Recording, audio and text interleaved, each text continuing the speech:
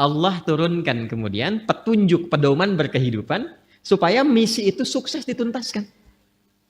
Ini bukti kasih Allah kepada kita. Tidak pernah memberikan kepada kita sebuah tugas berkehidupan kecuali diberikan perangkatnya. Demi Allah saya katakan, saking sayangnya Allah kepada kita, tidak pernah menugaskan apapun kepada hamba itu. Yang sering kita sebut dengan ujian itu. Jadi nggak mungkin setiap hamba itu diuji kalau tidak diberikan perangkat untuk menyelesaikan ujian itu.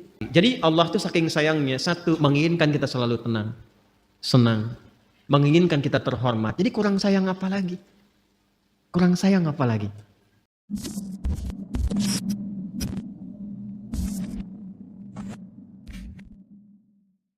Baik.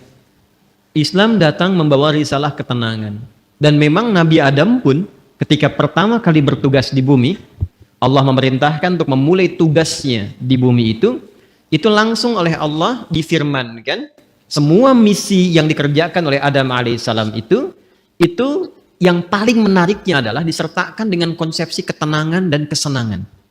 Jadi sebetulnya aktivitas dunia itu kalau kita mengikuti tuntunannya, itu prinsipnya itu tenang dan senang. Ingat itu ya, tenang dan senang. Baik.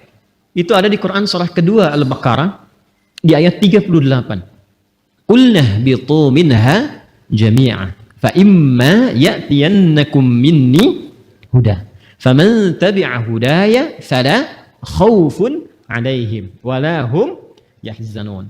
Sekarang misi dimulai, kata Allah, Adam Hawa turun semua ke bumi. Misi dimulai.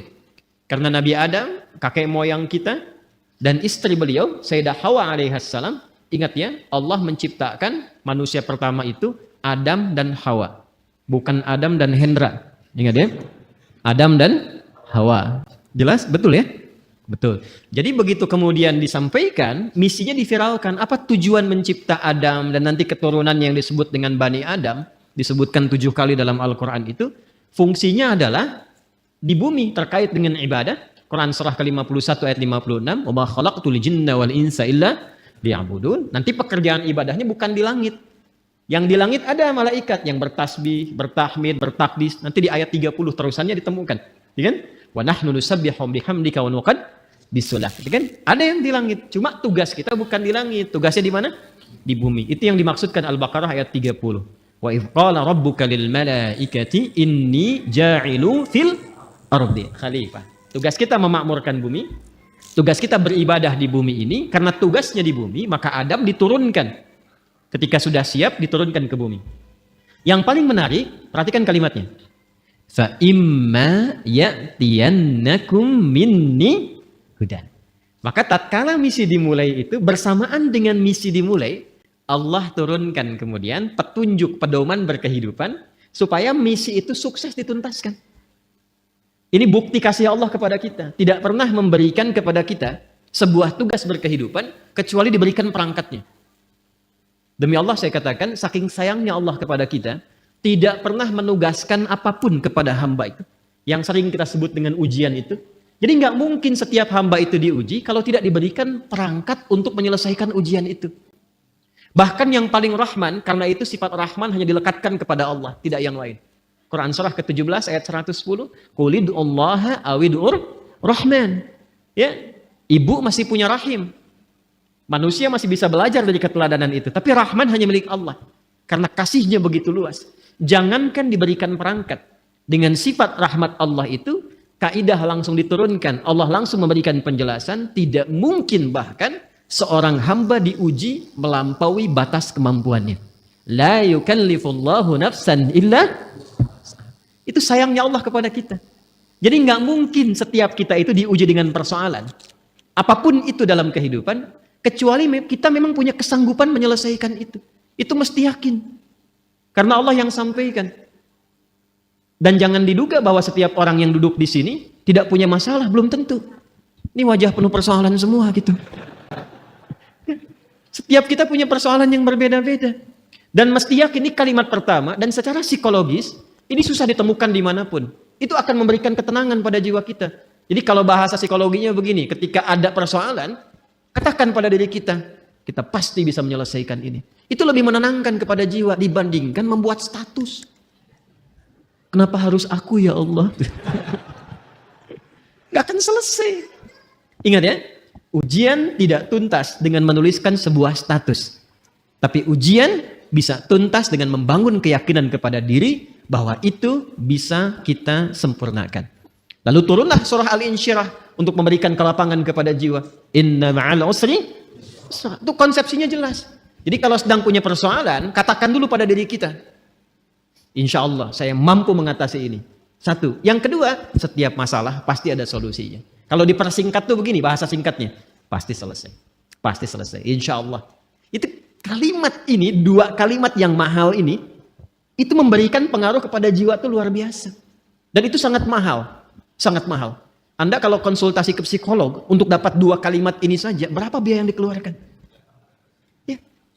Kan saya sering katakan kan, ketenangan itu kadang lebih mahal kan dibandingkan harta yang dimiliki. Orang untuk mendapatkan ketenangan itu mesti kadang merogoh kocek yang sangat luar biasa. Karena itu seringkali ketenangan itu tidak bisa dibandingkan dengan materi yang didapatkan. Masih ingat kan pertanyaan yang sering saya ajukan?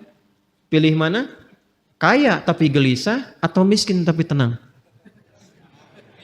Masih ingat 2 tahun lalu? Kaya tapi gelisah atau miskin tapi tenang? Coba. Nggak ada pilihan ketiga. Nggak mudah kan? Baik. Nah, karena itu konsepsi dasar, dalam kita berkehidupan itu mesti tenang. Saya kalau mengajar Andanya nggak tenang, nggak mungkin pelajaran bisa disampaikan. Saya pun kalau sedang tidak tenang, nggak mungkin bisa menyampaikan materi dengan baik. Ketenangan itu penting. Karena itulah ketika Adam mulai diturunkan ke bumi, kalimatnya. Faman tabi'a hudaya, fala khaufun. Fala khauf itu tidak ada kegelisahan. Apa lawannya gelisah? Tenang. Jadi konsepsi dasar keberhidupan di bumi itu sesungguhnya penuh dengan ketenangan. Dasarnya itu. Kapan ketenangan itu tiba? Faman tabi'a hudaya. Ketika petunjuknya diikuti. Jadi kalau ada keberhidupan kita dalam konteks apapun, apakah di rumah tangga, di pekerjaan di kantor, kehidupan sosial, yang membuat kita tidak lebih tenang, boleh jadi, maaf, bukan karena jabatan yang kurang tinggi. Mungkin bukan hartanya kurang banyak. Bukan karena gelar belum banyak terkumpul. Boleh jadi interaksi kita dengan pedoman yang telah Allah tetapkan itu belum tinggi. Coba keluarkan pedomannya. Kemudian walahum yahzanun. Dan tidak larut dalam kesedihan. Apa lawannya sedih? Senang. Harusnya keberhidupan di bumi itu konsepnya tenang dan senang. Mau di sini, senang. Mau di sana, senang. Di sini, di sana, di mana-mana. Itu memang konsep dasar berkehidupan. Kapan itu terjadi? Kapan? Bukan untuk disyairkan, dilirikan, tapi untuk dikaji. Ketika faman tabi'a hudaya, ketika pedoman itu diikuti. Karena itu, saking rahmannya Allah kepada kita dari sejak generasi Adam alaihissalam, kemudian berganti berketurunan, Adam, Hawa menyatu melahirkan keturunan. An-Nisa ayat yang pertama. Ya ayyuhan nasu taqu rabbakumul ladzi khalaqakum min nafsin wahidah wa khalaqa minha wa batha minhuma rijalan katsiran wa nisaa wattaqullaha alladzi tasaaluna bihi wal arham innallaha kana 'alaikum raqiba. Adam, Hawa, Quran surah 4 ayat 1 menyatu melahirkan keturunan lelaki dan perempuan. Lalu menyebar semuanya ini. Berbeda-beda tempat. Ya, boleh jadi beda RT, beda RW, beda kecamatan sampai beda benua. Bahkan sukunya bisa tidak sama. Dalam bahasa Arab perbedaan komunitas disebut dengan sya'bun, jamaknya disebut syu'ubun. Suku disebut dengan qabilah, kabilah jamaknya qabail. Maka turun Quran surah ke-49 ayat ke-13. Ya ayyuhan nasu, hei semua manusia yang berinteraksi dalam kehidupan.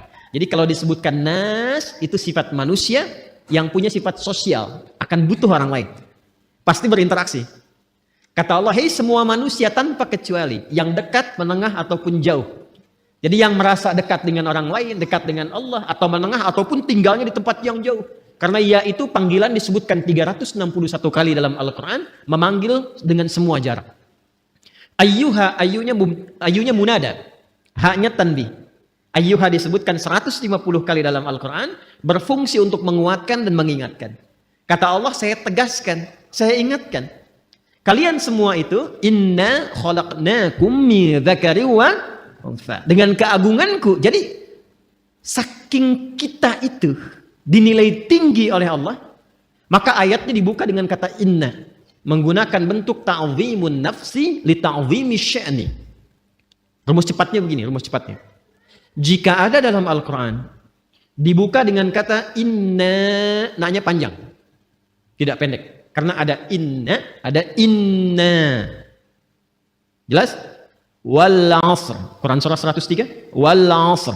Innal insana lafi khusr. Itu yang pendek. Innal insan. Ya, itu inna di situ huruf taukid. Inna harfu nasbin wa taukidin tansibul isma wa tarfa'ul khabara mabniyun 'alal fathi la mahalla lahu minal i'rabi. Itu gramatikal nahwunya. Tapi kalau ada panjang inna, maka itu gabungan dari inna pendek plus na panjang, singkatan dari nahnu. Rumus cepatnya, kalau dibawa ke Quran terkait dengan Allah, jangan diartikan jamak. Awas, kita ini ngaji ilmu balaghah, jangan diartikan jamak, nggak tepat kalau jamak. Ya, karena itu kita harus bahas dengan ilmunya. Maka di ilmu balaghah nanti itu ada kaidah begini, ada kaidah nanti disebut dengan huruf-huruf menunjukkan ta'zimun nafsi, menghadirkan keagungan zat. Keagungan zat. Nah, menariknya di Quran itu, Allah kalau sudah menampilkan keagungan zatnya, itu selalu menggunakan kata inna panjang untuk memberikan kesan bahwa informasi yang disampaikan begitu agung. Jadi ada yang istimewa di informasi itu. Nggak sama dengan yang lain-lainnya. Ada yang mahal nilainya. Istimewa sekali. Saking istimewanya, Allah menghadirkan keagungan zatnya untuk menunjukkan keagungan informasi yang disampaikan. Contoh. Tiap hari ada siang, ada malam ya. Sebelum kehidupan berakhir. Malam itu kan normal. Setiap berganti, sekarang malam. Kemarin ada malam? Ada ya? Baik. Malam itu bahasa Arabnya lail. Tapi ketika yang ada istimewa di malam itu, makanya pakai tak di ujungnya. Dari lail jadi lailah.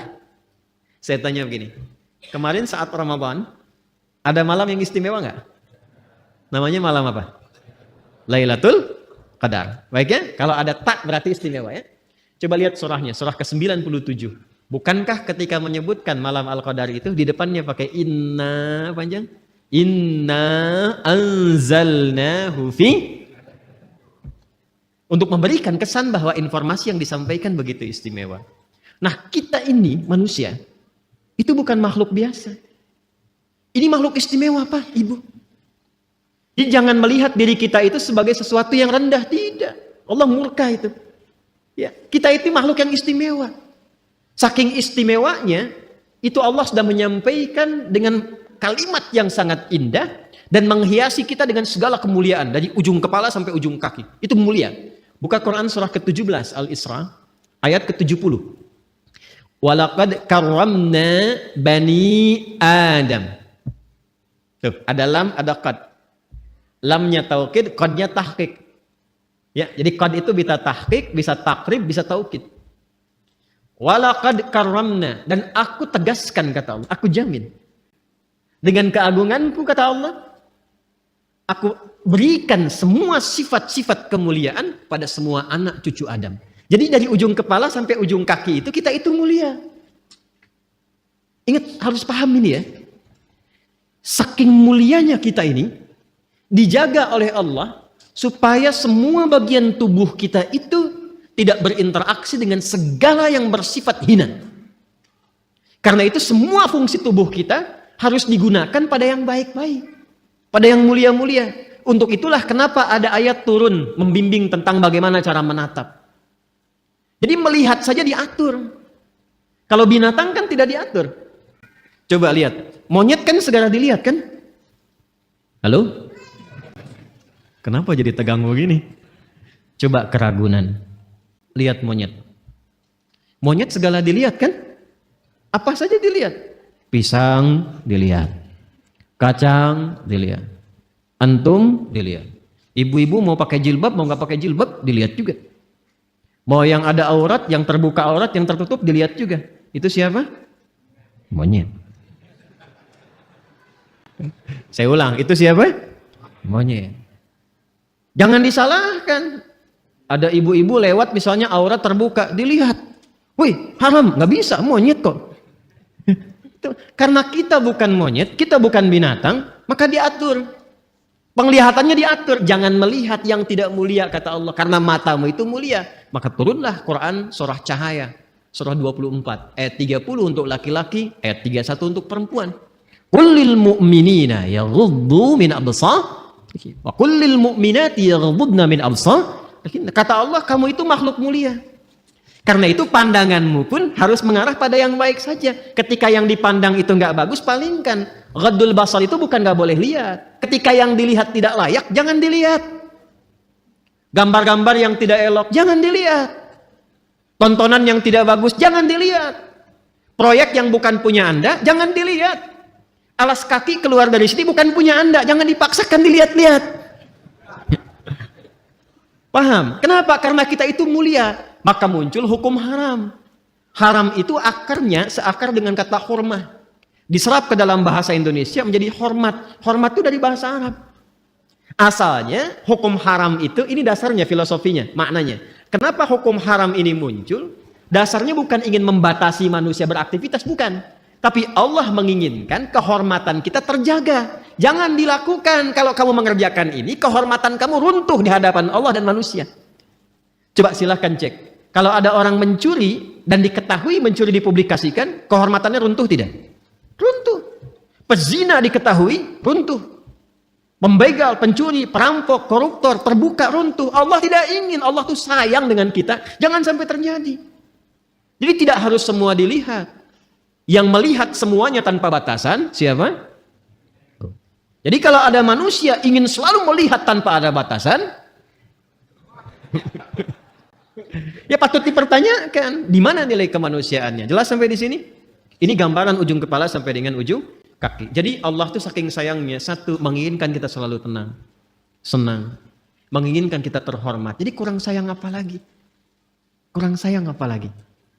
Nah, dan yang paling menarik adalah ketika kita terlahir ke muka bumi ini, diberikanlah kemudian bekal-bekal untuk mendapatkan itu semua. Ini karena edisi spesial, saya akan menggali ini saja, karena ini sekaligus yang memberikan sebuah petunjuk langsung dari Al-Quran dan hadis-hadis Nabi Muhammad SAW untuk mendapatkan ketenangan tadi, kenyamanan tadi, keterjagaan tadi. Maka sejak manusia terlahir, diberikanlah fitrah berkehidupan, ditanamkan dalam jiwanya yang akan menjaga dia tetap dalam status yang terhormat di hadapan Allah. Itulah potensi fitrah yang disebut dengan takwa. Maka turunlah Quran surah ke-91 di ayat 7 sampai dengan ayat 10. Wa nafsi wa ma sawwaha. Dan demi jiwa setiap manusia yang disempurnakan penciptaannya.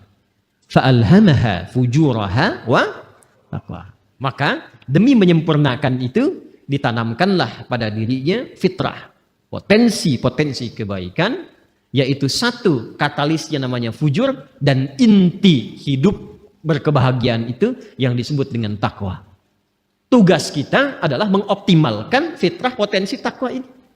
Jadi kalau kita bisa keluarkan itu, naik cahayanya, naik ke mata, itu mata tidak akan pernah menatap kecuali yang baik-baik saja. Turun ke lisan orang yang sudah punya takwa, itu lisannya akan terjaga. Tidak pernah dia bertutur kecuali yang mulia saja. Sampai ke ujung kaki. Kalau sudah jadi mendapati bagian dari takwa itu, maka berubah nanti namanya. Kalau sendiri disebut taqi, kalau jamak disebut muttaqin. Kalau jamak disebut apa? Muttaqin. Orang kalau sudah mendapatkan muttaqin statusnya dan dia berlatih dengan amalan-amalan khusus, maka Allah jamin semua gerak langkah hidupnya akan langsung dibimbing oleh Allah dan dipastikan semua aktivitasnya berdampingan dengan kesuksesan dan kebahagiaan. Itu konsepsi dasar di ayat 2 sampai dengan 5 di surah Al-Baqarah.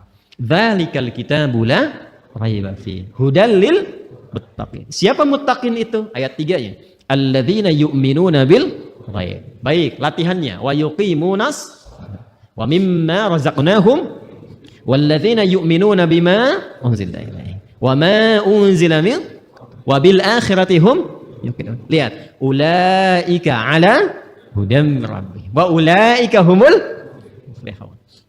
Langsung ke ayat 5. Mereka itulah orang-orang yang akan selalu diberikan bimbingan oleh Allah dalam setiap langkah hidupnya. Tidak ada yang paling indah kecuali mendapatkan bimbingan Allah. Hidayah itu Coba citrakan sebagai bimbingan. Ya, betul petunjuk dalam bahasa Arab. Petunjuk betul. Tapi petunjuk itu kalau kita tarik lebih dekat jadi terbimbing kita kan? Bimbingan dalam berkehidupan. Ada orang-orang yang selalu dibimbing Allah. Lisannya bertutur dibimbing. Bekerjanya dibimbing. Dan itu mahal. Ada orang yang ingin mendapatkan itu sampai rajin tahajud. Kan diantara manfaat tahajud itu kan mendapatkan bimbingan Allah. Ya, Quran surah ke-17 masih ingat? Ayat 79 itu sampai dengan ayat 81. Wa minal laili fatahajjad bihi nafilatal laka asa ay yab'atsaka rabbuka maqaman mahmuda. Kemudian apa yang terjadi? Wa qur rabbi adkhilni mudkhala sidqin wa akhrijni mukhraja sidqin waj'al li lil muttaqina masyaallah waj'al li min ladunka sultanan nasira. Jadi teman-teman sekalian, itu mahal itu. Untuk dapat hudan itu, bimbingan Allah yang menyertai aktivitas kita, ada amalan-amalan dasarnya setiap hari. Tahajud, Quran, itu jangan salah tuh. Makanya saya tuh sering cerewet, dekati Quran, sampai bikin komunitas, ya sampai kita mencoba untuk menjadi bagian ahli Quran. Karena mahal, yang dicapai itu bukan sekedar interaksinya, bimbingan Allahnya, kebahagiaannya gitu, ya, kesuksesannya. Pertanyaan terbesarnya, apakah sampai detik ini kita sudah menjadi bagian dari insan bertakwa atau belum? Kalau sudah mendapati itu, kita bagaimana cara mempertahankannya?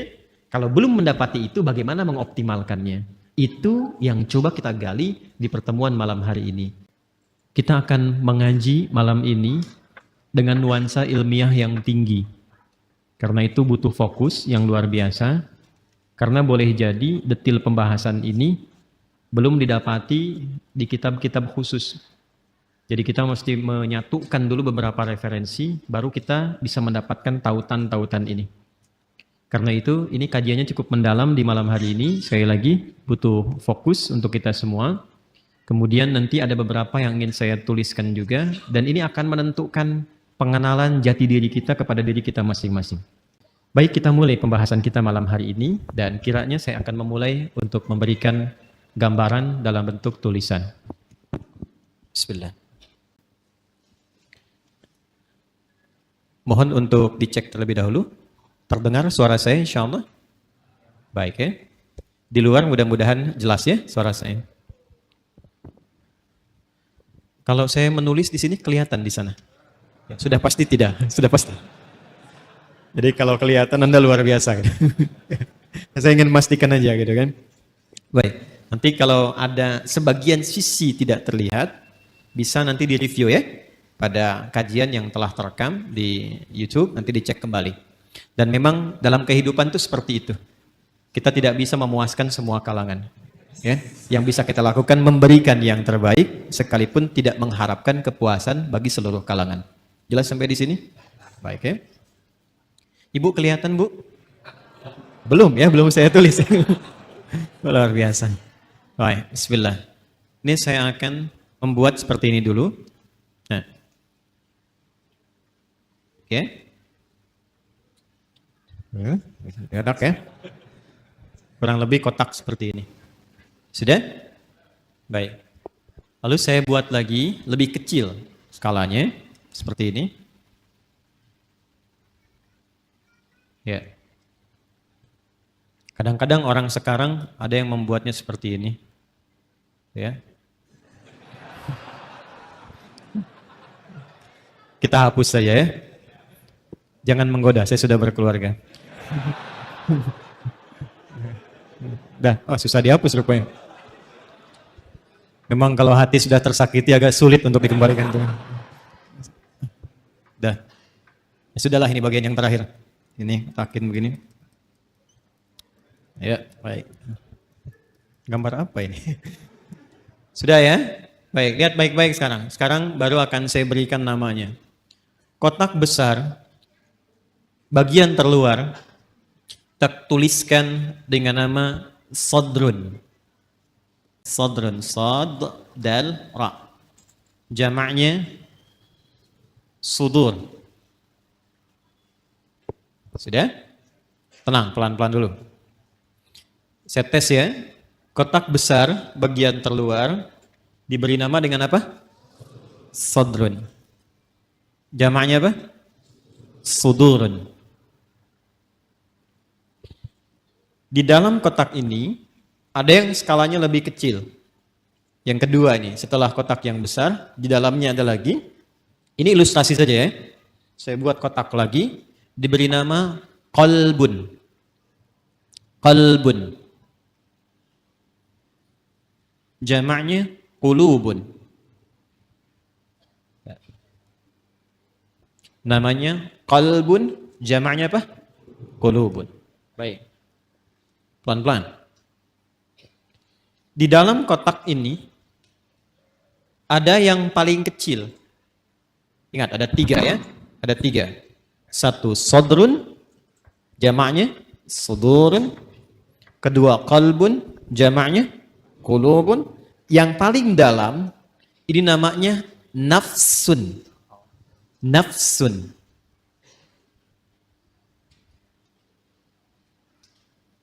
Nafsun. Apa jamaknya? Nafsun. Pelan-pelan. Jamaknya, namanya nafsun, jamaknya bisa 2.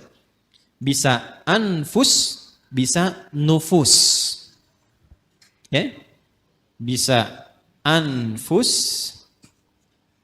bisa nufus. Ya. Anfus dan nufus. Infus tidak ada kaitannya.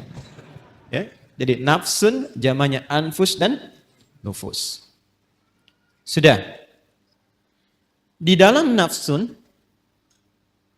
ini ada 2 fitrah yang Allah tanamkan dalam jiwa kita. Dan ini inti kehidupan kita ada di sini. Inti kehidupan kita. Jadi seseorang mengalami kehidupan kalau tinjauan dari fisikanya, biologinya, kan? Ketika jiwanya, rohnya sudah ada, maka dia mulai bergerak, maka dipandang hidup. Tapi bagaimana dia bergerak itu ada inti kehidupannya. Maka di dalam nafsun ini ada inti hidup kita. Ada 2 ditanamkan di dalamnya. 1, ada kutub positif, disebut dengan takwa. Ada lawan dari sini, terlihat sekilas lawan. Padahal nanti intinya sebetulnya sebagai katalis ya, untuk mensupport supaya nilai takwa ini muncul. Yang kedua disebut fujur namanya. Ya. Dan ini nanti sifat kehidupan, ini akan seperti ini. Selalu ada positif, negatif. Kutub positif, kutub negatif. Apapun itu, kalau mau ditarik ke dunia elektrik juga seperti itu. Di baterai itu kan ada kutub positif, ada kutub negatif. Di kimia itu di atom ada proton, ada elektron. Gitu kan ya? Baik. Kita lepaskan dulu semua itu. Kita kenali diri kita saja supaya tidak terlampau melebar. Nah, ini inti jiwa kita itu, di dalam diri kita yang terdalam, itu ada ini, ada takwa dan fujur. Dalilnya apa? Ke Quran surah 91 Asy-Syams ayat 7 sampai 10 tadi yang Anda tuliskan yang pertama kali. Wa nafsin wa ma sawaha. Dan demi nafas ini, demi jiwa, demi nafas yang telah sempurna penciptaannya. Ya, sawwa itu sempurna. Kapan itu sempurna menjadi nafas? Ketika roh mulai masuk ke dalam diri, ke dalam jasad. Di usia 4 bulan. Jadi usia 4 bulan itu roh ditiupkan menyatu ke dalam jasad. Pelan-pelan. Dari mana taunya? Nanti dibuka hadis Nabi Muhammad SAW. Kalau paling mudah mungkin lihat saja Al-Arba'in, kan lebih mudah diakses ya. Hadis nomor keempat dari sahabat Abdullah bin Mas'ud radhiyallahu taala anhu. An Abi Abdurrahman Abdullah bin Mas'ud radhiyallahu taala anhu. Qala Rasulullah sallallahu alaihi wasallam wa huwa sadiqul masduq. Inna ahadakum yujma'u fi batni ummihi 40 yawman nutfah. Thumma yakunu mithla dhalika 'alaqa, thumma yakunu mithla dhalika mudghah. Thumma yursalu ilaihi al-malak fayanfukhu fihi ruh. Jadi setiap kita anak cucu Adam dicipta oleh Allah, berproses dalam rahim ibundanya itu 40 hari pertama proses percampuran antara spermatozoa dengan ovum. 40 hari kedua membentuk zigot. Mulai menempel di dinding rahim, mulai berproses. 40 hari ketiga menjadi mudghah, sebentuk daging kerantan. Mulai ada bentuknya di 40 hari ketiga ini, baru kemudian diutus malaikat untuk meniupkan roh dengan izin Allah Subhanahu wa taala. 40 hari ketiga, 40 hari dikali 3, berapa jumlahnya? 120 hari. Kalau 1 bulan itu kita genapkan misal 30 hari, 120 bagi 30 berapa? 4. Maka bertemu 4 bulan. Jadi ketika ada seseorang mengandung, seorang ibu misalnya, maka usia 4 bulan kandungan itu roh ditiupkan. Sudah ada roh tertanam. Dan nanti amalannya sudah beda, ingat. Antara roh belum masuk dengan roh sudah masuk, itu berbeda amalannya. Nanti supaya tidak melebar, lain waktu kita bisa buat kurikulum tersendiri tentang itu. Ayatnya ada semua. Ada semua. Jadi apa amalan suami istri, amalan suami, amalan istri, amalan suami terkait nafkah, ada. Jangan sampai membawa sesuatu yang haram. Dibawa ke rumah, diolah oleh istri, dimakan, masuk ke kandungan. Janin itu kasihan. Belum terlahir sudah mengonsumsi yang haram, itu bahaya itu. Bahaya. Dan nanti mengembalikannya nggak mudah. Ya, yuk pelan-pelan. Kembali ke sini. Nah, usia 4 bulan kandungan, ditiupkan roh. Di situ kemudian terjadi dialog kita untuk berkomitmen menuhankan Allah. Nanti ada diabadikan di Quran surah ke-7 Al-A'raf ayat 172. Tadi saya berjanji detailnya tidak saya tuliskan dulu. Ini untuk melengkapi apa yang tadi disampaikan. Wa idh akhadha rabbuka min bani adama min zuhurihim dzurriyyatahum wa ashhadahum ala anfusihim alastu bi rabbikum qalu bala syahidna. Jelas sampai sini? Nah, ini usia 4 bulan kandungan. Ketika roh ditiupkan, menyatu kemudian dengan jasad, maka berubah nanti namanya menjadi nafas. Jelas? Berubah menjadi apa? Nafas. Dari sini kemudian muncullah tanda-tanda keberhidupan. Makanya diserap ke dalam bahasa Indonesia dengan nafas. Seseorang dikatakan hidup bila masih ada tanda-tanda nafas. Itu dalam bahasa Indonesianya. Paham sampai sini? Nah, ketika sempurna itu, dari mana taunya? Roh masuk ke dalam fisik, kemudian sempurna penciptaan jadi nafas ini. Nanti lihat di Quran surah ke-15, ayat 28. Quran surah 15, Al-Hijr, ayat ke-28. Wa idh qala rabbuka lil malaikati inni khaliqum bashara min salsalim min hama'im masnun. Teruskan ayatnya. Fa idza sawaituhu. Nah, ini ada kalimatnya sawaituhu. Fa idza sawaituhu wa nafakhtu fihi min ruhi. Maka bila aku telah sempurnakan sawaituhu penciptaannya itu dengan cara meniupkan roh, sudah masuk ke dalam bagian tubuhnya itu, ya, maka mulai sempurna penciptaan berproses di situ. Kata sawaituhu itu asalnya dari kata sawwa yusawwi, taswiyatan. Ya. Ini asalnya ya nih. Jadi makanya kalau bersambung dengan dhamir kembali ke ya. Sawwaitu tu'nya ke Allah, dhamir anak, ya. Hu-nya kembali ke kalimat semula, ke bashar. Fa idza sawaituhu, maka bila makhluk manusia ini mulai akan masuk fase sempurna penciptaannya. Jadi kalau tampilan fisiknya disebut bashar. Nanti ada 5 nama ya. Agak lompat sedikit, manusia setidaknya disebut dengan 5 nama. Bashar 35 kali disebutkan dalam Al-Quran. Dan ini nama pertama saat diciptakan untuk memberikan info pada malaikat dan jin bahwa materi dan tampilan fisiknya nggak sama dengan malaikat dan jin. Di malaikat diciptakan duluan, baru kemudian jin. Kalau malaikat dari cahaya, kalau jin dari api, bukan sekedar api. Ya, api yang menyambar-nyambar. Makanya ayat 27-nya disebutkan jin dulu. Quran surah ke-15 ayat 27 itu jin dulu. Wal janna khalaqnahu min qablu min naris samum. Dan kalangan jin itu diciptakan sebelum manusia, bahan dasarnya api yang menyambar-nyambar, menyala. Manusia beda, disebut dengan bashar. Menunjuk pada tampilan kulit yang halus, secara fisikal beda dengan malaikat dan jin. Ini kata dasarnya sawwa nih.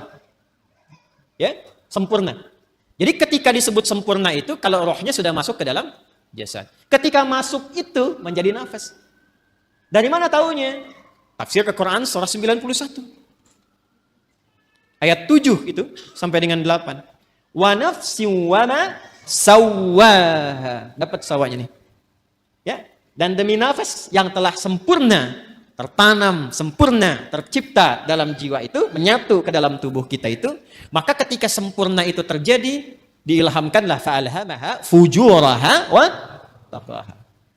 Nah, jadi dalam jiwa setiap kita yang hidup itu ada inti kehidupan. Intinya di sini, fokus ini ya. Ini yang paling penting. Intinya ini, takwa ini.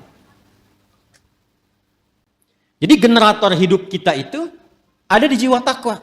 Kutub positifnya. Sederhananya, bahasa singkatnya, Jadi kalau kita gali terlalu panjang nanti, kecuali kalau mau ngaji sampai subuh. Mau sampai subuh di sini? Silakan, saya jam 9 selesai. Ini panjang nih, karena harus membahas 115 kata dalam Al-Quran. Nanti takwa disebutkan 115 kali dan derivasinya. Lawannya nafsu 115, jadi kalau mau bahas itu, mungkin bisa sampai subuh yang 2 hari ke depannya. Takwa secara singkatnya saja, adalah akumulasi setiap sifat-sifat kebaikan. Dalam istilah Al-Quran, sifat baik itu seringkali ditampilkan dengan diksi atau dengan kata khair namanya. Khair. Wah, ini kalau ngajinya agak dalam, agak panjang kita. Khair. Ada baik secara fisik, jasmaninya bagus, sehat, baik. Itu biasanya orang Arab menyebut dengan kata thayyib. Thayyib. Kata thayyib pertama ada di Al-Baqarah ayat 168. Ya ayyuhan nasu kulu mimma fil ardi halalan thayyiban. Jadi kalau kita mau makan, kata Al-Quran, coba cari bahan makan itu, bahan dasarnya dengan cara yang legal. Jangan melanggar hukum. Jangan mencuri, jangan korupsi, jangan merampok, membegal, mengambil hak orang lain, jangan dilakukan. Kalaupun sudah dapat dengan cara yang halal, maka cari yang dikonsumsi itu yang menyehatkan untuk tubuh. Jadi tidak semua yang diinginkan itu mesti dimakan. Ini satu kalimat ini kalau benar dipraktekkan, insya Allah tubuh kita itu sehat. Jadi kata Al-Quran, kalau mau makan, cari yang menyehatkan. Boleh, silahkan. Mungkin variasi menunya ada. Tapi sekiranya tidak menyehatkan, tidak harus dikonsumsi. Jelas ya? Itu indah sekali. Sehingga membuat tampilan fisik kita itu sehat. Sambal, bagus. Tapi sambal satu baskom, tidak bagus. Membuat fisiknya sehat, kuat, itu namanya apa? Thayyib. Tapi kan tidak semua yang fisiknya sehat itu, sifatnya juga sehat. Kan ada orang-orang yang tampilannya bagus, rapi, bersih, fisiknya kuat, tapi sifatnya kan nggak baik juga. Kan ibu tahu ya, Bang Thayyib itu. Dia kan sehat sebetulnya kan, fisiknya kuat. Tapi 2 kali puasa, 2 kali lebaran, pulang-pulang. Ada apa itu? Ah, sekarang banyak yang fisiknya bagus, berdasi, berjas, tapi pencuri juga, ya, penipu juga, ya. Dan turunan-turunan yang lainnya. Kita tidak menginginkan itu. Ketika kebaikan fisik diiringi dengan kebaikan sifat, maka sifat itu disebut khair namanya. Khair. Nanti ada 6 ya. Ini untuk informasi saja cepat, karena kita nggak mau bahasin terlalu jauh. Ada thayyib, ada khair, ada ma'ruf, ada ihsan, ada salih. Yang ke-6 ada birrun. Ya. Nanti lain waktu kita bisa turunkan kalau sedang membahas itu. Ya. Sekarang kita beralih ke sini saja dulu, ke khair. Jadi khair itu semua jenis-jenis sifat yang kita nilai baik. Jujur baik tidak? Itulah khair. Sabar baik? Baik, sabar. Rendah hati, tawadhu. Jadi semua sifat-sifat baik itu ada di sini. Karena itu yang paling menarik, masyarakat di zaman jahiliyah yang kehilangan sifat-sifat baik itu, sehingga seakan tidak mengenal sifat baik. Yang kaya ada. Tapi karena tidak kenal sifat baik, kekayaannya digunakan pada yang tidak baik. Yang pintar ada. Tapi karena tidak mengenal sifat baik, kepintarannya digunakan untuk berbuat yang tidak baik. Karena itu di zaman jahiliyah komplit semua. Pezina banyak. Pemabuk ada. Pembegal komplit. Bahkan sekampung begal semua ada. Di kota Ghifar itu. Ya, ada semuanya. Tapi ketika Allah Subhanahu wa taala menghendaki memilih Rasulullah sallallahu alaihi wasallam, memberikan pencerahan, membawa risalah Rabbaniyah dengan Al-Quran itu, maka Alhamdulillah berhasil merubah, mentransformasikan dari masyarakat jahiliyah, dikenalkan sifat-sifat baik lewat Quran itu. Ditunjukkan, dibimbing. Sehingga berubah. Kebayang nggak teman-teman sekalian? Enggak kan? Kan belum saya sebutkan. Dari yang tadinya itu keras, preman, jadi kekerasannya dialihkan pada ketegasan. Sehingga dibawa kemanapun jadi berkeadilan. Yang tadinya itu seorang yang royal, ya, dibawa kepada sifat-sifat sedekah, jadi senang berbagi. Yang tadinya angkuh, jadi tawadhu. Sehingga ketika mereka pun kemudian ikut Nabi ke Yathrib, Yathrib itu satu tempat yang sangat tertinggal jauh, ekonominya resesi, di bawah resesi, kencang lah. Konflik sosialnya tinggi. Aus Khazraj itu 6 abad belum pernah selesai pertikaiannya. Dibawa risalah ke sana, sifat-sifat ini muncul, jadi berubah menjadi suasana kota yang tercerahkan. Semua sifat baik ada di situ dan kisahnya viral. Sampai viral ke seantara wilayah Jazirah Arab, sehingga kalau orang mengatakan ada orang jujur di mana? Di sana tuh, Yasrib itu. Kalau mau cari orang paling tawadu, ada di sana tuh. Sehingga ketika dikenal suasana kota, dalam bahasa Arab disebut Madinah, yang tercerahkan penuh dengan cahaya munawwarah. Maka dikenallah sampai dengan sekarang Al-Madinah Al-Munawwarah. Maka dipersaksikan langsung oleh Allah Subhanahu wa taala perubahan itu dari kalangan-kalangan komunitas pada masa itu, berubah dari jahiliyah menjadi punya sifat-sifat baik. Umat yang punya sifat-sifat baik disebut khair ummah. Maka turunlah Quran surah ketiga Ali Imran ayat 110 untuk memberikan keterangan itu. Kuntum khaira ummatin ukhrijat linnasi ta'muruna bil ma'ruf wa tanhauna 'anil munkar wa tu'minuna billah. Yang ingin saya katakan, kumpulan semua sifat-sifat baik ini kalau kita kumpulkan, akumulasinya itu ada di takwa di sini. Karena itu setiap manusia yang terlahir itu punya kecenderungan berbuat baik, siapapun dia. Itu diantara fitrah. Nah, ini yang disebut fitrah tuh ini. Jadi kembali ke fitrah itu kembali ke sini. Ya, kembali ke fitrah, kembali ke sini. Menjadi lebih meningkat, tereksplor jiwa takwanya. Apa di antara fitrah itu? Yang pokok 2. Satu adalah kecenderungan pada kebaikan. Karena itu manusia sejelek apapun itu tetap sebetulnya punya fitrah baik dalam jiwanya. Punya fitrah baik. Karena itu pencuri pun itu pada hakikatnya nggak mau dicuri. Silahkan cek. Ya, pencuri pun nggak mau dicuri. Ya, siapapun penipu pun nggak mau ditipu. Kan saya pernah cerita 2 tahun lalu, masih ingat? 2 tahun lalu kan? Ya kan? 3 orang pencuri, 1 ketuanya, 1 asisten, yang 1 anggota kan? Begitu mereka mencuri itu, tiba-tiba setoran. Biasa setorannya sekian, yang 1 kurang, yang asisten. Begitu dicek ternyata dia nyimpan di belakang sakunya. Ketahuan, kata bosnya, kamu mencuri ya, padahal mereka baru mencuri. Jadi sejatinya setiap manusia itu tidak ingin berbuat curang. Hatinya pasti menolak. Nah, itu fitrah yang harus disentuh untuk kembali. Karena itu saya tidak terbiasa untuk mencela misalnya. Ya, yang sudah tercela itu nggak harus dicela lagi. Buang-buang energi mencela yang sudah tercela. Kita doakan sepanjang masih hidup dia punya hak untuk soleh. Orang salah itu, ingat ini ya, orang salah itu sepanjang masih berkehidupan tetap punya hak untuk soleh. Karena itu kita kewajibannya membantu dia untuk menemukan haknya itu. Jadikan jembatan diri kita. Kadang-kadang fikih dakwah itu bisa lebih bermakna dibandingkan dengan fikih-fikih terapan syariat. Jadi kadang-kadang yang didahulukan tuh fikih dakwah dulu, bukan hukum dulu secara fikih syariat. Contoh misalnya, ini samping masjid ada orang Islam. Misal di masjid manapun misalnya, ada orang Islam tetangga masjid, dekat masjid. Ilustrasinya ini masjid misalnya, di sini rumah, ya jarak 5 meter, ini speaker masjid ke sini misalnya. Ya. Sepeda ada, motor ada, mobil ada. Tapi masih belum mau ke masjid. Tetangga masjid mengaku beriman, nggak mau ke masjid. Apa hukumnya?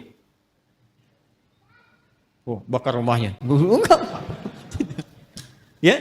Nah, sebelum kita berbicara hukum haram, hukum halal, hukum ini itu, kita baca dulu dengan fikih dakwah. Hukumnya ajak dia ke masjid. Paham? Minimal kita doakan dalam sujud. Masih ingat 2 tahun lalu? Selalu begitu kan kisahnya kan? 2 tahun lalu saya pernah cerita kan? Ya, 1 kali di satu tempat komplek bagus, tapi bukan di sini. Jangan khawatir warga di sini, bukan di sini. Sebelum saya ke sini. Ada cerita, Ustaz, komplek ini mewah, bagus. Tapi warganya muslim belum senang ke masjid. Sehingga safnya itu sedikit gitu. Oh begitu Pak, Masya Allah saya bilang. Sudah didoakan? Sudah ditengok? Belum. Kalau begitu begini Pak. Besok, Bapak beli buah. Habis subuh, libur, ya Sabtu. Dari masjid, bawa buah. Mampir ke rumahnya dia. Yang muslim itu yang belum ke masjid. Nanti Bapak ke situ kalau dia tanya, Assalamualaikum, aja apa kabar? Bapak bilang, Waalaikumsalam warahmatullahi wabarakatuh. Dia, Bapak sehat, sehat. Saya kira Bapak sakit. Nggak kelihatan di masjidnya ada buah gitu. Coba aja dulu. Itu alhamdulillah tuh. Pekan depannya, nambah jamaah itu. Pulang ke masjid. Kadang-kadang itu masih didahulukan deh. Itulah khair. Itulah khair. Jadi akumulasi dari setiap ini, khair itu membentuk karakteristik apa? Takwa. Nah ini mesti dioptimalkan. Karena kalau ini keluar, setiap kita insya Allah otomatis jadi orang baik. Ya, pasti dia orang baik tuh, insya Allah. Karena Allah yang jamin. Ini mesti dioptimalkan. Nah untuk menjadikan percepatan ini keluar, maka ada katalisnya. Belajar kimia ya? Ya, kan ada ikatan-ikatan dia, termasuk yang mempercepat. Untuk mempercepat ini keluar, muncul. Ya, kalau mangga pengen cepat matang dia apa? Dikarbit ya, bahasa sederhana dikarbit ya. Ini ada katalis supaya cepat keluar ini muncul, maka diciptakanlah lawannya. Lawan ini sejatinya bukan lawan kontra, tapi untuk memberikan stimulus supaya yang ini cepat keluar. Disebutlah fujur namanya. Maka setiap ditemukan sifat baik di sini jujur, maka akan ada lawannya di sini di fujur. Misal, di sini ada jujur, di sini pasti ada dusta. Anda sekuat apapun membuat kalimat, tidak ada dusta di antara kita, tetap dustanya ada. Karena ini bawaan untuk mempercepat ini keluar. Sabar di sini ada amarah. Tawadu, rendah hati di sini ada sombong. Ya. Karena selalu berlawanan. Wa min kulli syai'in khalaqna zawjaini la'allakum tadhakkarun. Segala hal itu aku ciptakan berlawanan supaya kalian sadar, kata Allah, hanya aku yang tunggal, yang tidak punya pasangan. Itu ada di Quran surah 51 ayat 49. Nah, konsepnya begini. Teruskan. Wa nafsin wa ma sawwaha fa'alhamaha fujuraha wa taqwaha. Nah, konsep dasarnya ayat 9-nya. Kalau kita bisa mempraktekkan ini, insya Allah lebih damai, lebih tenang, lebih bahagia. Walaupun mempraktekkan tidak semudah mengucapkan.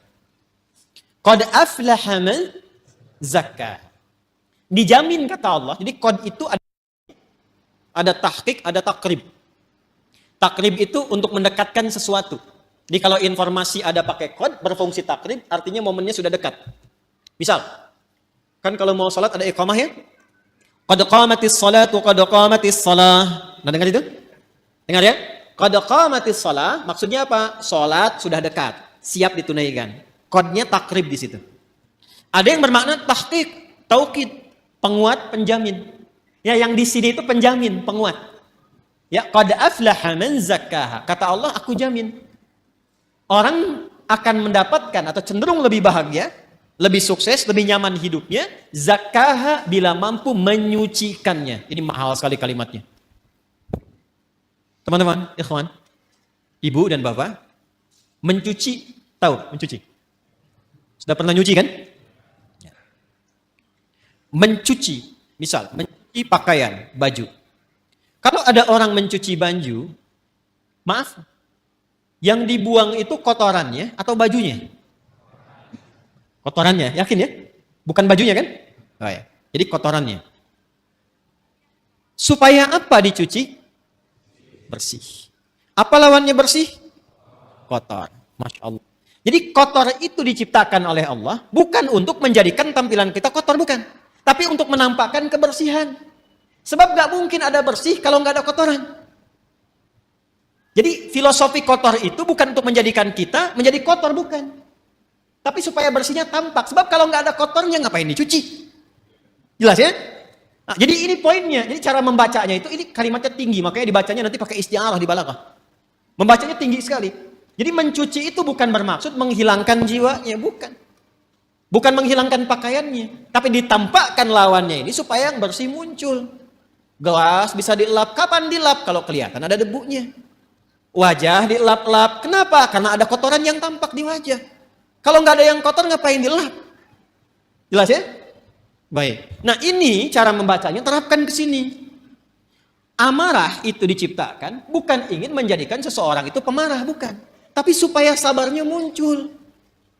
Sebab kalau marah nggak diciptakan, bagaimana sabar bisa muncul? Tuh, kan? Di luar nggak tahu tuh. Ya, coba deh begini. Maaf ya, ibu nanti bu, suami pulang dari kantor ke rumah nih. Pokoknya nggak ada apa-apa, nggak ada hujan, nggak ada angin, nggak ada macam-macam, nggak ada permasalahan. Begitu buka pintu, Assalamualaikum, ibu jawab Waalaikumsalam, ibu langsung bilang, sabar ya Pak, sabar gitu. Kira-kira respon pertama apa yang akan ditampilkan oleh suami? Mama sehat. Nggak mungkin kan itu muncul, kecuali ada amarah dulu, baru sabar muncul.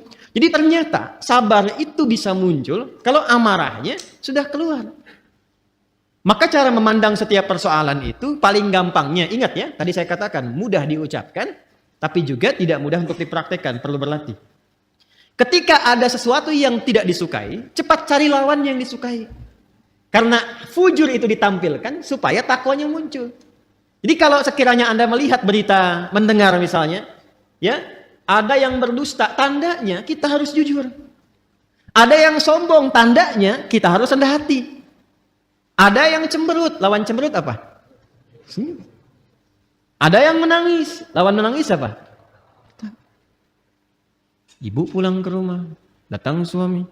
Suami lihat istri sedang cemberut. Ya kan? Waalaikum. Ini ada gelang baru 1 kilo. Biasa.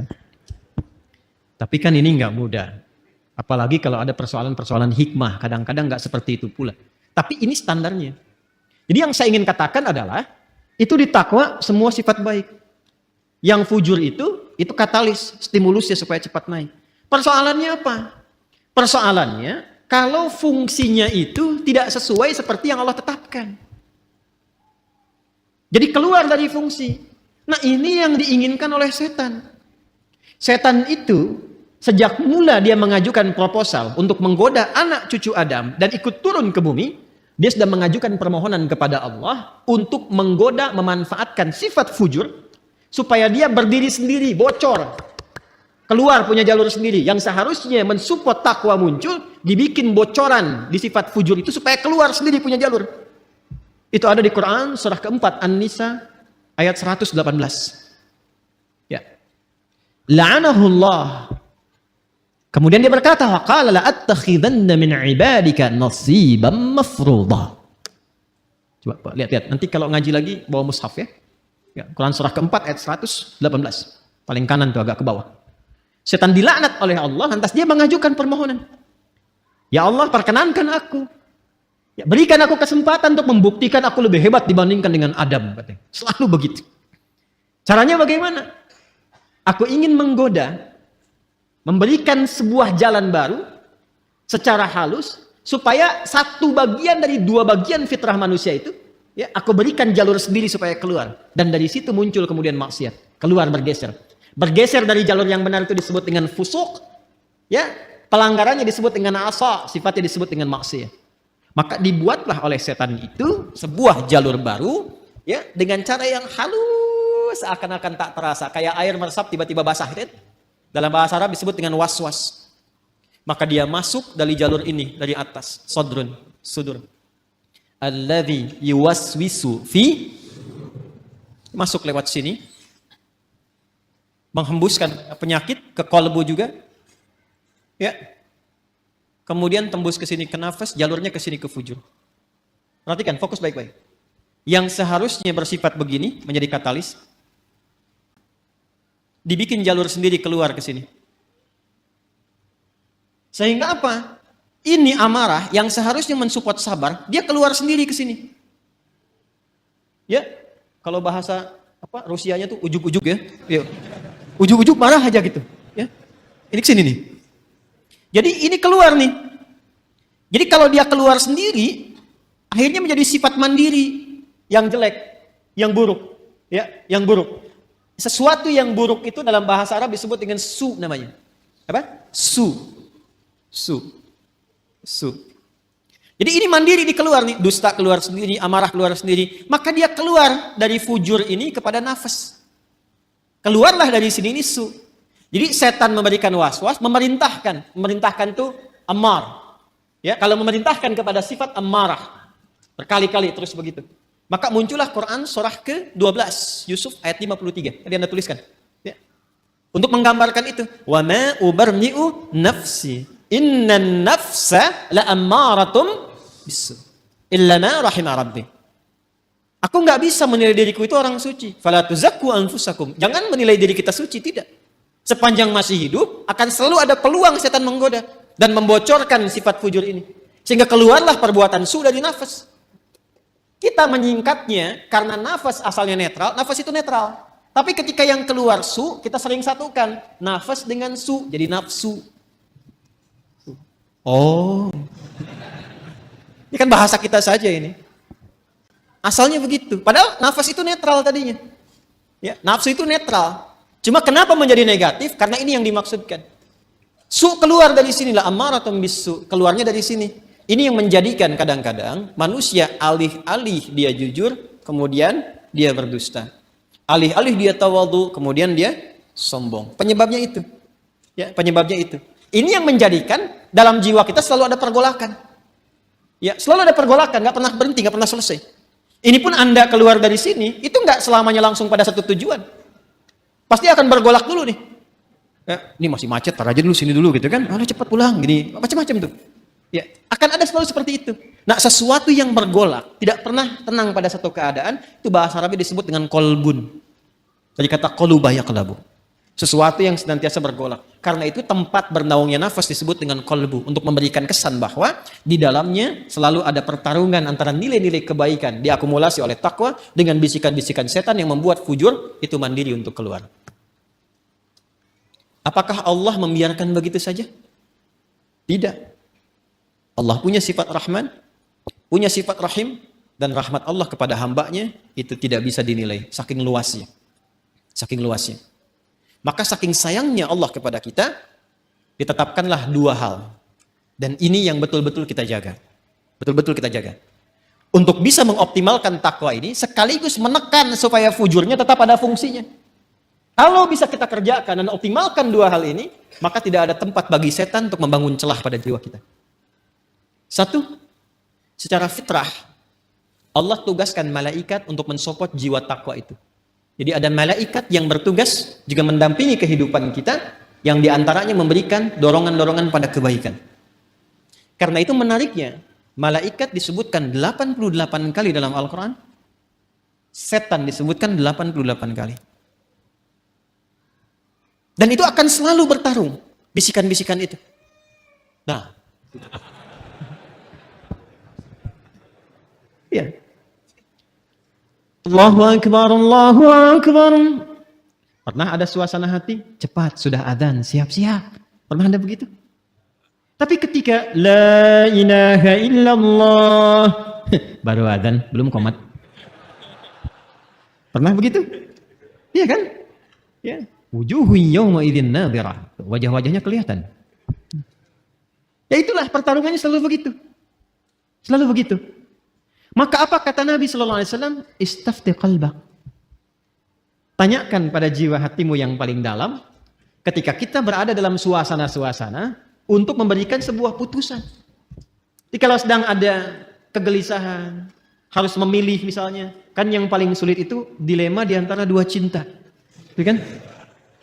Antara harus mengikuti ta'lim misalnya atau menyempurnakan tugas yang lain. Misal, gitu kan? Maka dia timbang. Di situ ada timbangan-timbangan, mana yang paling banyak pahalanya, mana yang paling Allah senangi, mana yang paling bermaslahat, mana yang paling banyak kebaikannya. Kan bisa jadi Anda melamar pekerjaan kan, diterima di dua perusahaan, ya kan? Maka apa yang harus kita lakukan? Salah satu jalannya adalah itu tanyakan pada jiwa hati yang paling dalam, yang kira-kira ada unsur kebaikannya banyak didapatkan. Makanya supaya cahaya malaikat itu bisikannya kuat, maka lakukan amalan-amalan dan set tempat kita bertinggal itu, ya tempat kita beraktivitas yang sekiranya malaikat senang. Makanya di Islam itu fikihnya komplit. Di rumah misalnya ada suasana yang kira-kira malaikat gak senang, jauhi. Ya kan? Hal-hal yang kira-kira menyenangi malaikat, datangi. Sehingga melatih kita untuk selalu dekat. Apa misalnya majlis ilmu, itu banyak malaikatnya. Baca Quran, ditemani malaikat. Bahkan kalau sudah lancar, ada malaikat khusus menjaga. Ma'asyafaratil kiramil bararah. Orang yang lancar bacaan Qur'annya dan rajin dia mengaji, ditemani malaikat khusus. Ya, safaratil kiramil bararah. Dan kalimat kiramil bararah itu punya makna yang merubah ahli Quran ini menjadi lebih baik. Makanya saya sering katakan ahli Quran yang benar itu bukan dilihat dari berapa banyak khatamnya, berapa lancar bacaannya, dilihatnya berapa bagus perubahan pada perilakunya. Itu yang diakui oleh Quran sendiri. Di Quran surah 35 Fatir, di ayat 32, ya, thumma awrasnal kitaba alladzina istafaina min ibadina faminhum zalimun li nafsi wa minhum muqtasid, yang berhasil, wa minhum sabiqun bil khairati bi idznillah. Kalimatnya sabiqun bil khairat, ya, bukan sabiqun bil khatmah, bukan yang paling banyak khatamnya. Walaupun khatam itu bagus, ingat, yang saya maksudkan bukan tidak menginginkan khatam, bukan. Khatam itu bagus, hafal itu bagus, sampai hafal nomor, posisi, ini itu, tapi itu menjadi tidak bernilai tatkala tidak merubah perilaku. Itu ukurannya itu. Saya sering katakan, kalau ada orang menghafal Quran atau sekolah di ma'had Quran tidak merubah perilakunya lebih baik, ada yang salah dengan cara dia menghafal. Itu gambaran pertamanya. Karena itu ketika orang-orang ini istiqamah dalam kebaikan, maka apa yang terjadi? Di surah Fussilat itu kan ayat 30, "Tsumma istaqamu tatanazzalu 'alaihimul malaikatu alla takhafu wa la tahzanu wa abshiru bil jannati allati kuntum tu'adun. Nahnu awliya'ukum fil hayatid wa fil akhirah." Sudah, hidupnya enak. Karena Allah yang akan menyelesaikan semua urusan-urusannya. Dikirimkan malaikat menjaga. Itu ayatnya. Kalau sudah konsisten dengan amalan itu, malaikat turun. Dan perkara konsisten ini mahal. Kan saya sering katakan, itu untuk konsisten, kita butuh 9 tahapan kan. Consist 1, consist 2, consist 3, consist 4, sampai konsisten. Tahapannya apa? Nah, ini amalan yang kedua. Amalan kedua. Maka untuk meningkatkan potensi takwa itu, selain mendengar istafti qalbak, bisikan-bisikan malaikat pada kebaikan, bisikan itu bisa menjadi kuat, support itu menjadi kuat jika kita mengerjakan amalan yang kedua. Apa itu? Itulah yang disebut dengan ibadah. Dengan ibadah itu nanti amal keluar menjadi saleh. Maka muncullah istilah amal saleh. Maka desain ibadah sejatinya itu untuk kita sendiri. Ya, orang nggak ruku, nggak sujud terhadap Allah, nggak sholat, nggak menurunkan status Allah sebagai Tuhan. Tetap Tuhan yang Maha Esa, Maha Kuasa. Cuman yang rugi orangnya. Karena ketika diperintahkan ibadah itu, feedbacknya, hasilnya itu kembali ke kita lagi. Contoh gini, ini yang sederhana ya. Ibadah yang pokok itu kan sholat kan? Ya, kita diperintahkan sholat kan? Masih ingat? Coba, sholat kan ciri pertama orang takwa. Dzalikal kitabu la hudan lil. Apa ciri pertamanya? Alladzina yu'minuna bil ghaib wa yuqimunas. Sholat amalan pertamanya. Nah, apa fungsi sholat itu? Buka Quran surah 29 ayat 45. Utslu ma uhiya ilaika minal kitab wa aqimis shalah. Innas salata tanha 'anil. Nah, teman-teman, fahsya dan mungkar itu sumbernya di sini, di fujur. Di sini semua. Jadi kalau sholatnya benar, ini tertekan nih. Akhirnya fungsinya tetap ke sini. Yang ini yang naik. Karena itu segala kemungkinan perbuatan menyimpang, ya, fahsya, ini fujur itu asalnya rambatan keburukan. Yang baiknya disebut fajar. Kalau fisikal disebut infajar. Kalau kelihatan bendanya memancar, itu infajar namanya. Contoh nih, Anda misalnya ingin menggali air kan? Ya, menggali keluar airnya, memancar, itu infajar namanya. Nabi Musa punya tongkat ya, tongkat kayu beliau, dipukulkan ke batu kan? Tongkat kayu dipukul ke batu, kira-kira yang hancur apa? Huh? Harusnya kan kayunya kan? Tapi karena ini mu'jizat itu berbeda. Untuk ditampakkan kekuatannya supaya manusia ingat kepada Allah dan mengikuti bimbingan Rasul. Melemahkan semua persepsi manusia. Dipukulkan ke batu, keluarlah 12 mata air. Ketika keluar memancar itu bahasa Qur'annya infajar. Al-Baqarah ayat 60, Quran surah 2 ayat 60. Wa idzistasqa Musa liqaumihi faqulna dhrib bi'asakal fanfajarat fanfajarat min husnata asyrata ayna. Tongkat kayu Nabi Musa dipukulkan ke batu, keluar 12 mata air. Anda punya tongkat emas, pukulkan ke batu, keluar 12 air mata. Itu keluar tuh, itu infajar. Ya, nanti ada makna majasi kiasan, disebut fajar namanya. Ya, cahaya matahari pertama yang membelah kegelapan malam itu disebut apa? Fajar. Nah, itu hakikinya. Majasinya adalah respon kita, sinyal kita yang menangkap seruan ketika fajar itu tiba, ditangkap oleh hati kita, suara azan itu untuk mendekat kepada Allah. Waktunya subuh, pancarannya disebut dengan fajar. Lawan dari fajar itu, secara bahasa, itu disebut fujur. Rambatan-rambatan keburukan. Itu yang merambat nih, ada yang merambat ke syahwat faraj. Ya. Keluarnya apa? Porno aksi, pornografi, kata-kata jorok, LGBT, ya, longsor, gempa, banjir, tsunami, macam-macam tuh. Hati-hati. Bencana-bencana kalau semakin banyak, ada yang harus banyak direnungkan dan dievaluasi. Nah, hal-hal yang terkait dengan fahsya, zina, pornografi, porno aksi, dan turunan-turunannya, itu yang terkait dengan rambatan-rambatan fujur yang disebabkan pada nafsu syahwat. Ada yang kedua, sumbernya merambatnya ke nafsu perut dan akal. Ingin selalu tampil lebih terhormat, ingin tampil sombong, ingin ambil ini, ambil itu lagi. Itu mungkar namanya. Mencuri, merampok, membunuh, menipu, hoax, dan sebagainya itu mungkar. Karena itu diingkari langsung oleh jiwa kita. Fahsya dan mungkar itu bisa dicegah kalau kita bisa tekan ini. Apa dan bagaimana caranya? Maka diturunkanlah perintah untuk ibadah berupa sholat. Ketika sholat dikerjakan, tujuan utamanya inna sholata tanha anil fahsya. Makanya ketika kita mulai bertakbir, kita diberikan oleh Allah melalui petunjuk Rasulullah sebuah isyarat bahwa penting menjaga bagian dalam tubuh kita ini, terutama dijaga di bagian terluar. Makanya ketika orang bertakbir Allahu Akbar kan sedekap begini. Ini ilmunya mahal, bukan ilmu utak-atik. Ini bukan cocok logi. Ingat, saya sudah mengkaji dari ayatnya sampai ke hadisnya, sampai ke kitab-kitabnya. Ini ada maknanya. Semua tentang sholat itu bukan gerakan biasa. Jadi gerakannya ada maknanya, bacaannya ada maknanya. Termasuk kenapa diberi nama subuh, zuhur, asar, maghrib, isya. Itu ada maknanya. Kalau mau konsisten dengan waktu, sore itu bukan sholat asar, sholat masa. Tapi kenapa asar? Ya kan? Kalau mau konsisten, zuhur itu sholat nahar. Kenapa zuhur? Ada maknanya. Jadi mengangkat kita begini saja ada maknanya. Terlalu dalam dan luas kalau kita kaji dari awal. Tapi saya ingin tunjukkan terkait dengan ini saja. Kan ketika mengangkat ini kan di sini kan kita simpan. Kita jaga itu. Ya kan? Ini tuh menutup sadrun. Makanya itu di fikih itu ala sadri. Dari 3 pendapat itu di perut ini. Di perut yang satu begini. Kemudian sodar, ini sodar tuh di sini. Ada rongga antara perut dengan dada, ini sodar namanya. Di sini nahar. Nahar itu yang lebih dekat ke leher, ke sini. Ya, nahar di sini, ke tenggorokan di sini. Dia ada di sini, ada di sini, ada di sini. Yang lebih terlihat lebih kuat tuh di sini karena sesuai dengan pemaknaan ini. Sodrun di sini. Ya, jadi kita itu ketika sholat, ya, manfaat dari sholat mencegah perbuatan keji dan mungkar itu digambarkan juga dalam gerakannya. Begitu bertakbir, buang semua urusan dunia ke belakang, pasrahkan diri kita sepenuhnya kepada Allah. Makanya imam berbalik mengatakan sallu salatan muwadda'. Salat rasakan seolah-olah ini salat perpisahan. Kita akan menghadap Allah wa annahum ilaihi raji'un. Kan Al-Baqarah ayat 46 itu kalau pengen khusyuk, alladzina yadhunnuna annahum mulaqu rabbihim wa annahum ilaihi raji'un.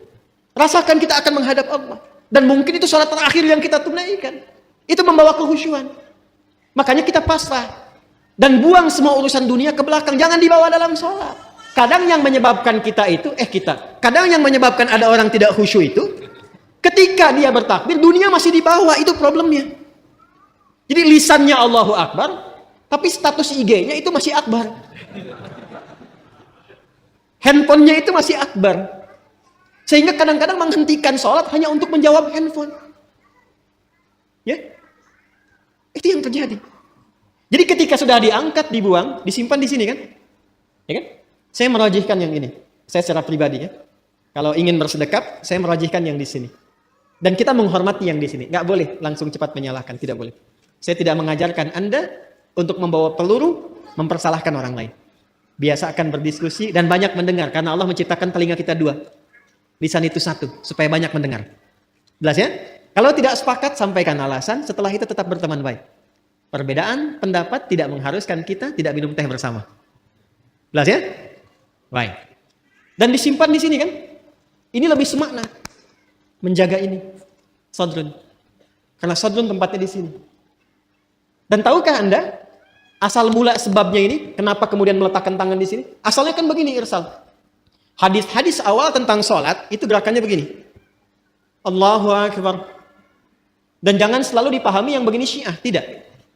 Nanti kelihatan Syiah itu saat sujud dengan duduk di antara 2 sujud. Jadi kalau masih bertakbir begini, itu di mazhab Maliki masih begini. Mazhab Maliki itu mazhab yang pertama kali berlaku di Madinah. Karena Imam Malik lahir di Madinah, tinggal di Madinah, menetap, tumbuh, berkembang sampai wafat di Madinah. Dan mazhabnya sekarang rata-rata di Afrika Utara, Libya, Tunisia, ya, itu Maliki, termasuk Spanyol. Jadi kalau misalnya Anda ke Mekah, umrah atau haji, semoga yang belum berangkat bisa dimudahkan insya Allah. Tidak cukup dengan amin, nabung. Jadi kalau takbir ada yang begini, ya, Allahu Akbar, ya. Itu jangan ditanya, jangan diajak ngobrol. Itu posisi pertama begini, ya. Jelas ya? Dan kalaupun ada yang memilih begini nggak apa-apa, itu mazhab yang pertama. Pertama kali Nabi mengajarkan sholat seperti ini. Seperti ini. Jangan diajak ngobrol, kalau ditanya gak usah jawab. Allahu Akbar. Ibu Syiah ya?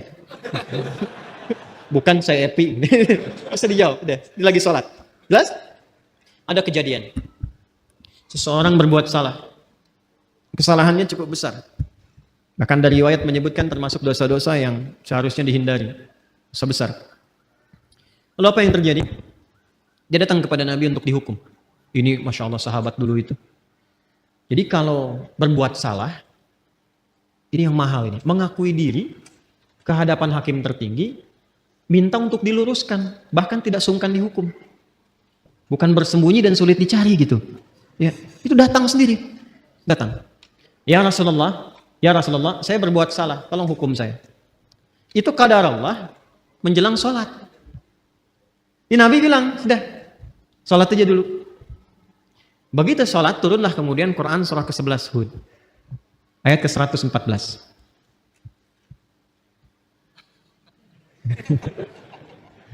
Quran surah ke-11 Hud ayat 114.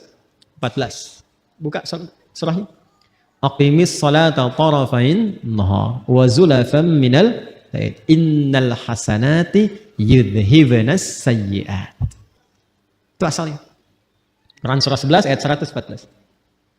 Tunaikanlah salat di kedua sisi siang itu. Kemudian juga ke malamnya. Maksudnya 5 waktu.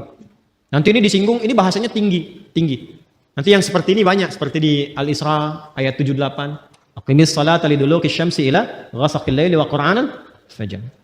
Lalu yang menarik ini, innal hasanati yudhhibnas sayyi'at. Semua salat yang dikerjakan itu disifati langsung oleh Allah dalam Al-Qur'an dengan nama hasanah. Innal hasanati yudhhibnas sayyi'at. Orang-orang yang mampu salat dengan benar itu akan melahirkan hasanah dan langsung menggugurkan kesalahan-kesalahannya. Jadi ayat ini sekaligus membebaskan si pelaku maksiat tadi, ya kan? Dalam ancaman hukuman itu langsung pembebasannya turun wahyu dari Allah. Dan diampuni sama Allah. Makanya ketika selesai sholat, Nabi tidak menghukum.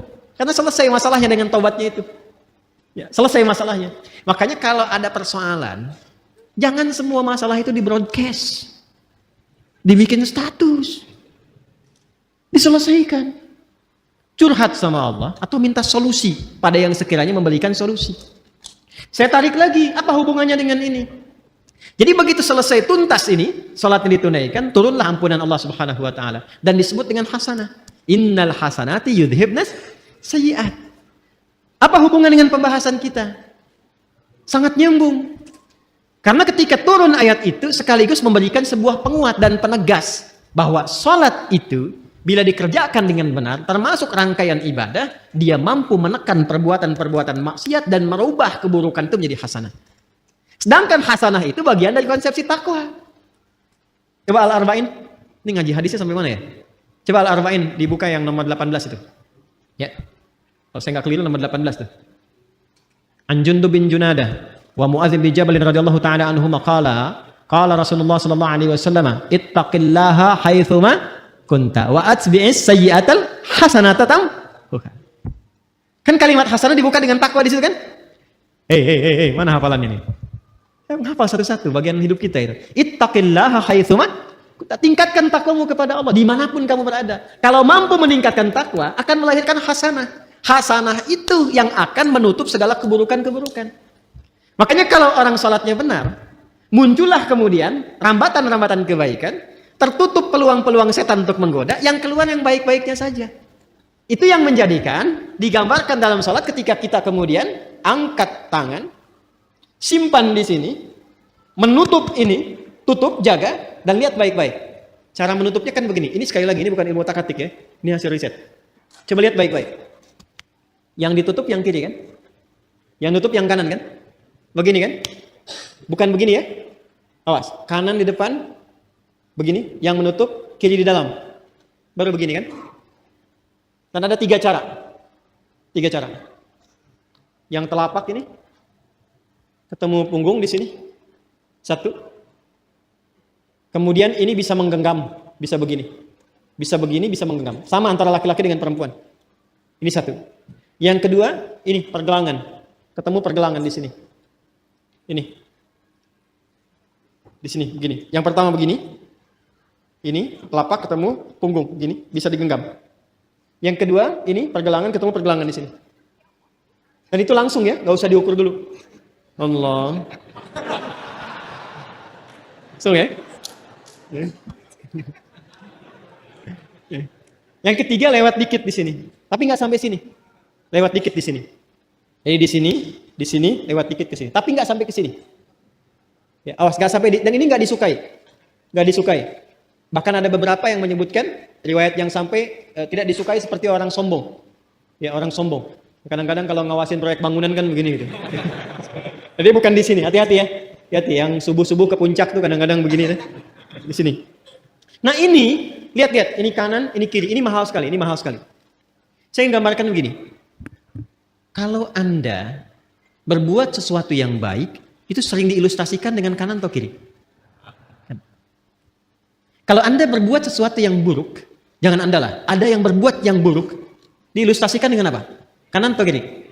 Aliran kiri, umumnya dianggap baik atau buruk? Pemikiran kiri, nyeleneh kan? Umumnya buruk kan? Maka ketika seseorang pernah berbuat kesalahan dalam hidupnya, dan tidak ada manusia yang sempurna. Jika Anda pernah berbuat salah, jangan diekspos. Segera tutup dengan yang kanan, tutup dengan kebaikan. Maka yang baik itu akan menutup yang buruk dan tidak pernah muncul lagi ke permukaan. Itu yang dimaksud innal hasanati yudhibnas sayyi'at. Jadi bukan dibikin status, bukan dibuka, bukan diobral. Nggak nyangka ya. Itu udah nyangka. Ya. Saya tidak, Ustaz. Bagus. Tidak seperti ibu itu tuh, Ustaz. Dia mah kalau tutup, segera tutup. Itu yang dimaksud innal hasanati yudhibnas sayyi'at. Makanya ketika kita sudah tutup begini, kita mengakui sama Allah saja. Ini yang dimaksud perkataan Nabi Ya'qub, innama ashku bathi wa huzni ila. Curhatnya sama Allah. Makanya ketika ditutup kita bilang, kita ngaku. Yang di Al-Bukhari, riwayat sahabat Abu Hurairah, Allahumma ba'id baini wa baina khataayaya. Khataaya, iya. Ada ya kecilnya. Harus muncul ya kecilnya di kalimat pertama.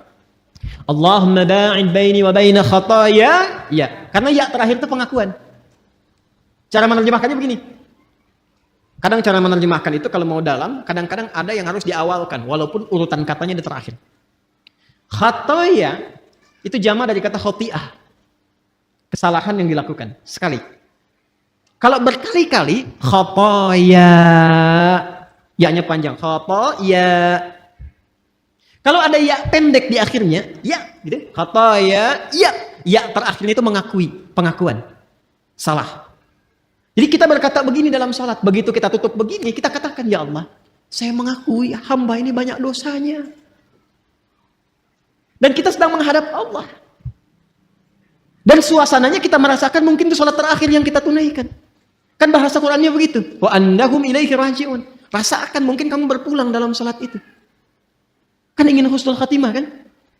Makanya kita katakan, ya Allah, aku ini hamba merasa banyak dosa. Sebelum sholat, mata salah lihat, lisan salah bicara, akal salah berpikir, sampai kaki salah melangkah. Tapi masih berani kita untuk bersujud kepada Allah. Makanya kita minta ampunan. Datang kita mengatakan, hamba mengakui banyak salah, ya Allah. Tapi engkau itu maha pemaaf, maha pengampun. Maka hamba mohon, makanya pakai Allahumma. Allahumma itu ada ketawaduan di situ dan penuh harap. Ya, itu yang dimaksud Quran surah 7 ayat 205 itu. Wadhkur rabbaka fi nafsika tadarruan wa khifatan wa dunal jahri minal qaul. Kita mengharap, ya Allah, Hamba mengakui banyak dosanya, namun Engkau yang Maha Pengampun, pemaaf yang tanpa batas pemaafanmu. Mohon jauhkan antara hamba dan kesalahan-kesalahan hamba di akhirat nanti sejauh timur dan barat yang tidak pernah tampak. Hamba nggak pengen lihat lagi, karena di akhirat sekecil apapun ditampakkan. Wa may ya'mal mithqala dzarratin syarran yarah. Kebaikan ditampakkan, keburukan pun tampak. Nah kita tuh nggak ingin lihat lagi itu. Sekarang ditutupi pun segelintir orang nggak lihat. Tapi di akhirat diviralkan ke semua penghuni langit dan bumi. Makanya kalau nggak diperbaiki sekarang, mesti hati-hati. Cepat taubat dari sekarang. Untuk kita semua. Sebab kalau sudah alamnya berpindah, viralnya itu semua tahu. Oh, Adi Hidayat tuh begitu rupanya. Kelihatannya begini-begini, ternyata begitu. Begini, begitu. Kelihatan beda. Lain. Nah kita nggak pengen itu tampak. Makanya pakai alif ba'id, ada pakai tasydid ba'id sa'ni. Jam itu tolong jauhkan dariku. Pakai tasydid, artinya jauhkan tapi masih kelihatan. Tapi kalau ba'id, jauhkan sejauh-jauhnya. Allahumma naqqini minal khataaya kama yunaqqa thawbul abyadu minad danas. Ya Allah, kalau dosa itu seperti kotoran yang melekat, noda yang melekat di pakaian, maka sekalipun ya Allah, mesti dibaiklin bahasa kita ya, atau dicuci bersihkan aja. Allahumma ighsilhu bil ma'i wal thalji wal barad. Ya Allah, kalau perlu gunakan air yang dingin untuk membersihkan. Ini bahasa majas tinggi sekali. Ini bahasa taubat yang dalam. Makanya kalau kita merasakan itu, paham bacaannya, itu bisa kita menghadirkan kehusyuan itu luar biasa. Luar biasa. Ada lagi doa yang lain. Allahu Akbar kabira. Alhamdulillah katsira. Subhanallahi bukratan wa asila. Satu doa.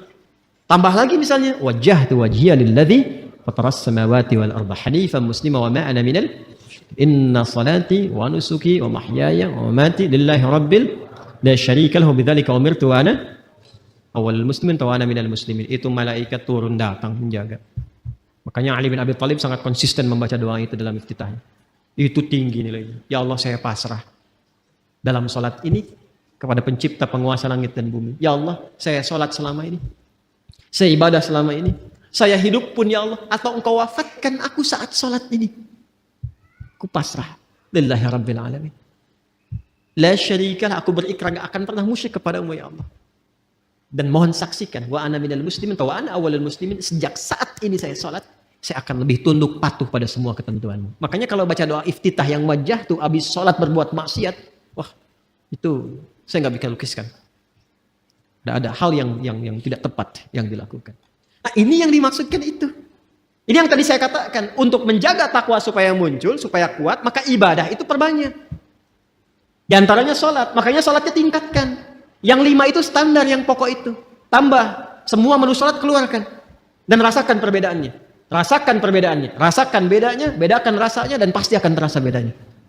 Menunya keluarkan menunya. Apa saja sholat sunnahnya.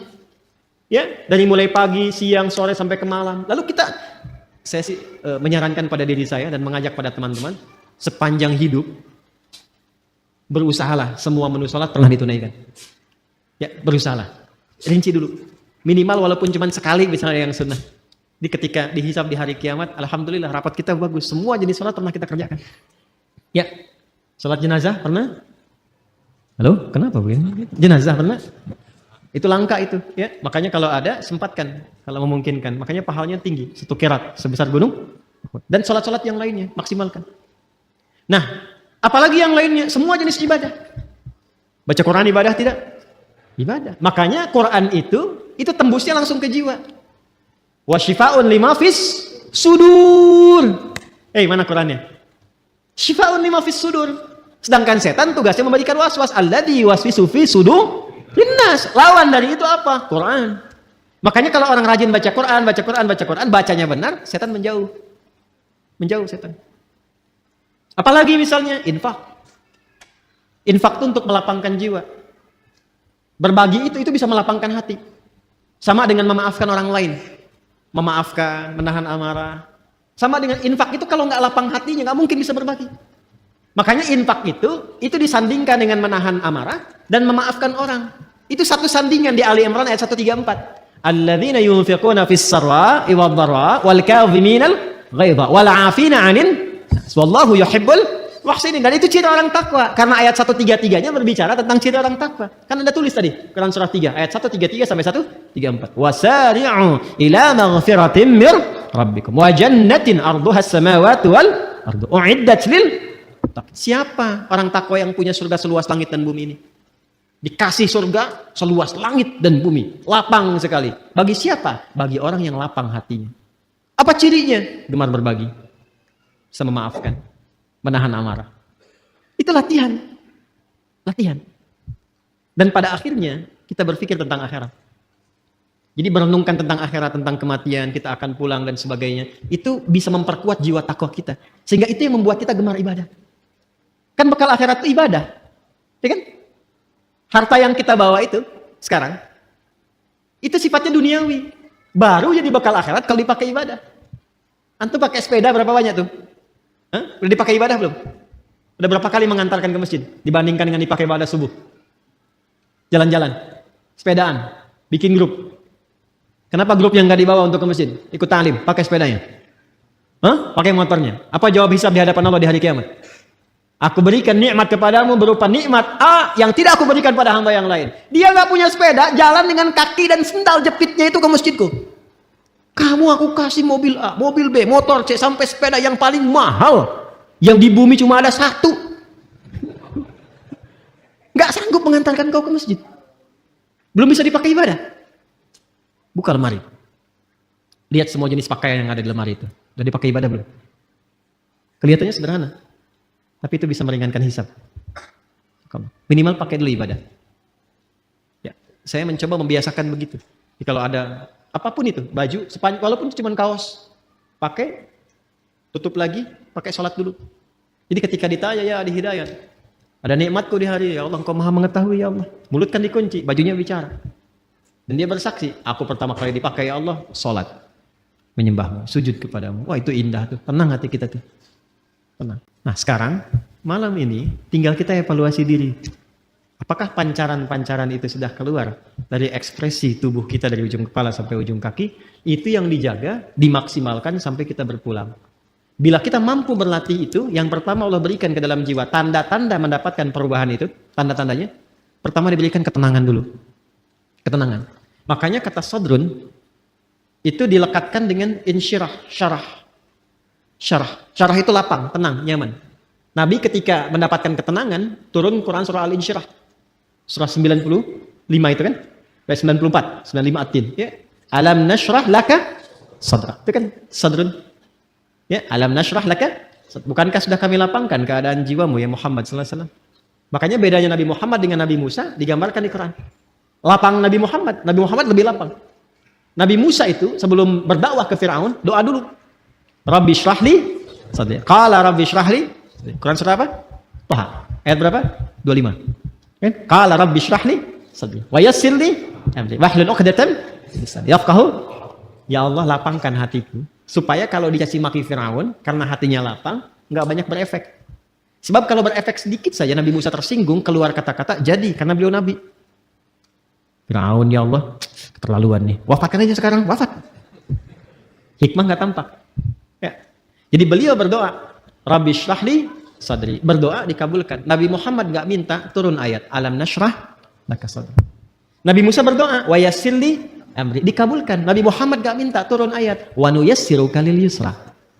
Wa yassirli amri wa nuyassiruka lil yusra. Itulah keindahannya. Nah itu diwariskan kepada kita ajaran-ajaran itu. Karena itu beruntung umat Nabi Muhammad itu. Dan alhamdulillah, saya kalau melihat karakteristik di Indonesia itu Masya Allah. Bakat-bakat kemuliaannya itu tinggi. Bakat baiknya ada. Tinggal peningkatannya dan penempatannya dengan cara yang benar. Ya, di luar itu hujan besar, banjir, bisa banyak gelisah. Di Jepang itu banjir bisa bunuh diri. Di kita banjir pakai berenang. Hujanan. Nah, jadi sekarang tugasnya kita keluarkan lagi. Sampai pertama hati lapang dulu. Nah, jiwa kalau sudah lapang, kelapangan ini bagian terakhir. Maaf ya, di bagian terakhir. Kelapangan yang diperoleh dari hasil ibadah, itu disebut tuma'ninah namanya. Apa namanya? Ingat, ada sakinah, ada tuma'ninah. Beda. Sakinah itu kelapangan yang diperoleh setelah masalah itu hilang. Sedang ada masalah nih. Tuntas masalahnya. Biasanya kalau masalah selesai, hati lapang kan? Nah, kelapangan hati setelah masalah itu hilang, itu disebut sakinah namanya. Ya. Iya. Ibu berharap sakinah di rumah tangga? Bapak, teman-teman berharap sakinah di rumah tangga? Samara itu kan sakinah, mawadah, dan rahmah. Ingin dapat sakinah? Nah, berarti ingin punya masalah. Nanti setelah hilang itu, ada ketenangan, itulah sakinah. Tumaninah beda, ketenangan yang diraih lewat proses ibadah. Karena itu dalam sholat, kita kenal ada tumaninah, bukan sakinah. Coba lihat, ada tumaninah dalam ruku ada? Tumaninah dalam sujud ada? Maksudnya apa? Ruku sampai tenang. Ingat, ini kadang, mohon maaf, saya tidak bermaksud menyalahkan. Hanya mungkin kurang lengkap dalam memahami. Ya, hatta tatma'inna raki'an, sampai kamu tenang dalam ruku itu, maksudnya begini, ruku, sampai merasakan ketenangan. Darah mengalir dulu, enak, sudah posisi yang enak, baca doa, doanya teresap dalam jiwa, sudah dapat ketenangan itu baru bangkit i'tidal. Makanya Nabi itu kadang-kadang rukunya lama. Tapi proporsional kalau sedang sholat berjamaah. Sangat proporsional. Itu yang dimaksudkan. Latihan-latihan tumakninah itu yang dilakukan dalam ibadah itu nanti akan melahirkan ketenangan kepada kolbu. Sifatnya nanti terbawa, kolbunya itu menjadi tenang. Itu yang dimaksud Quran surah 13 ayat 28. Ala bidzikrillahi tatmainnul. Yakinkan pada dirimu, semakin banyak zikirnya, hati menjadi tenang. Dan semua ibadah itu di Quran disebut zikir. Salat disebut zikir, Quran surah ke-20 ayat 14. Wa aqimis sholata lidzikri. Baca Quran disebut zikir karena Qurannya pun zikir. Quran surah 15 Al-Hijr ayat 9. Inna nahnu nazzalna dzikra wa inna lahu lahafidhun. Menghafal Quran disebut zikir. 4 kali disebutkan. Quran surah 54 ayat 17, 22, 32, 40. Walaqad yassarnal Qur'ana lidzikri fahal min mudzakir. Berdoa disebut zikir. Makanya kalau kita sedang berdoa, hati cenderung lebih tenang. Punya masalah, terus kita berdoa. Bukankah setidaknya ada ketenangan dalam jiwa? Karena itu doa disebut zikir. Quran surah 7 ayat 205. Wadhkur rabbaka fi nafsika. Ya, tadarruan wa khifatan wa dunal jahri minal qaul. Ba'da salat kita zikir kan? Subhanallah, alhamdulillah, Allahu akbar, sampai tenang itu. Ya kan? Itu ada di Quran surah 4 ayat 103. Fa idza qadaitumus salata fadhkurullaha qiyaman wa qu'udan wa 'ala junubikum. Itu zikir. Apa manfaat zikir? Ala bi dzikrillah tatmainnul qulub. Kolbunya menjadi tenang. Ketika kolbu tenang, nafas ikut tenang. Karena nafas itu ada dalam kolbu. Maka sifat nafasnya akan berubah. Latihannya tumakninah. Ketika sering tumakninah, maka sifat tumakninah akan melekat kepada nafas. Maka berubahlah sifat nafas menjadi mutmainnah. Kalau ini dijaga sampai meninggal, sampai pulang, itu panggilannya tinggi di sisi Allah. Dihargai betul kita. Dan dipanggil ketenangan jiwa itu. Maka turunlah Quran surah ke-89 ayat 27 sampai 30 itu. Ya ayyatuhan nafsul mutmainnah. Irji'i ila rabbiki radiyatan mardiyah. Fadkhuli fi ibadi wadkhuli jannati. Jannah di situ mau yang mana? Kata Allah, jadi bagian hambaku masuk surgaku. Nah, surga yang kita harapkan itu, yang dipanggil oleh Allah, ditampakkan. Kan di hari kiamat tuh, bukan sekedar hari kiamat, saat sakaratul maut itu ada yang ditampakkan oleh Allah. Makanya Sayyidah Asyah radhiyallahu ta'ala anha, ya kan? Rahimahullah, istrinya Firaun. Itu kan di akhir sakaratul mautnya. Saat beliau diancam siksa oleh Firaun itu. Apa yang terjadi? Dan diabadikan di Quran kan? Rabbi ibnili. Mana Qurannya? Baitan indaka fil jannah. Wa najjini min Fir'aun wa amalihi. Ya Allah, bangunkan aku satu rumah di surga. Kan? Ya Allah, aku ridha, aku berislam di tengah-tengah banyak ancaman dan hukuman bahkan siksaan sekarang. Aku ridha ya Allah. Aku ridha, aku menerima semua itu sepanjang itu adalah bagian dari ketentuan. Mohon dengan segala ketulusan dan keridhaan perjuangan ini, berikan aku satu rumah di surga. Ditampakkan langsung. Makanya ketika ditampakkan senyum, riwayatnya kan begitu. Ya, riwayatnya kan begitu. Coba lihat di kitab Al-Bidayah wa Nihayah itu. Jilid yang kedua. Ada 21 jilid yang kedua. Itu kisahnya Nabi Musa dan turunannya. Itu senyum. Makanya ketika senyum itu diperlihatkan itu. Ketika senyum, komen Firaun. Kita langsung dislike. Apa komennya? Ini perempuan mau disiksa kok senyum. Firaun nggak tahu apa yang dia lihat pada saat itu.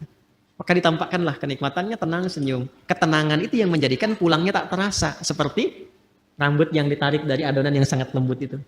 Halus. Ya kan? Ada yang lagi tiduran, tiba-tiba tidur untuk selamanya.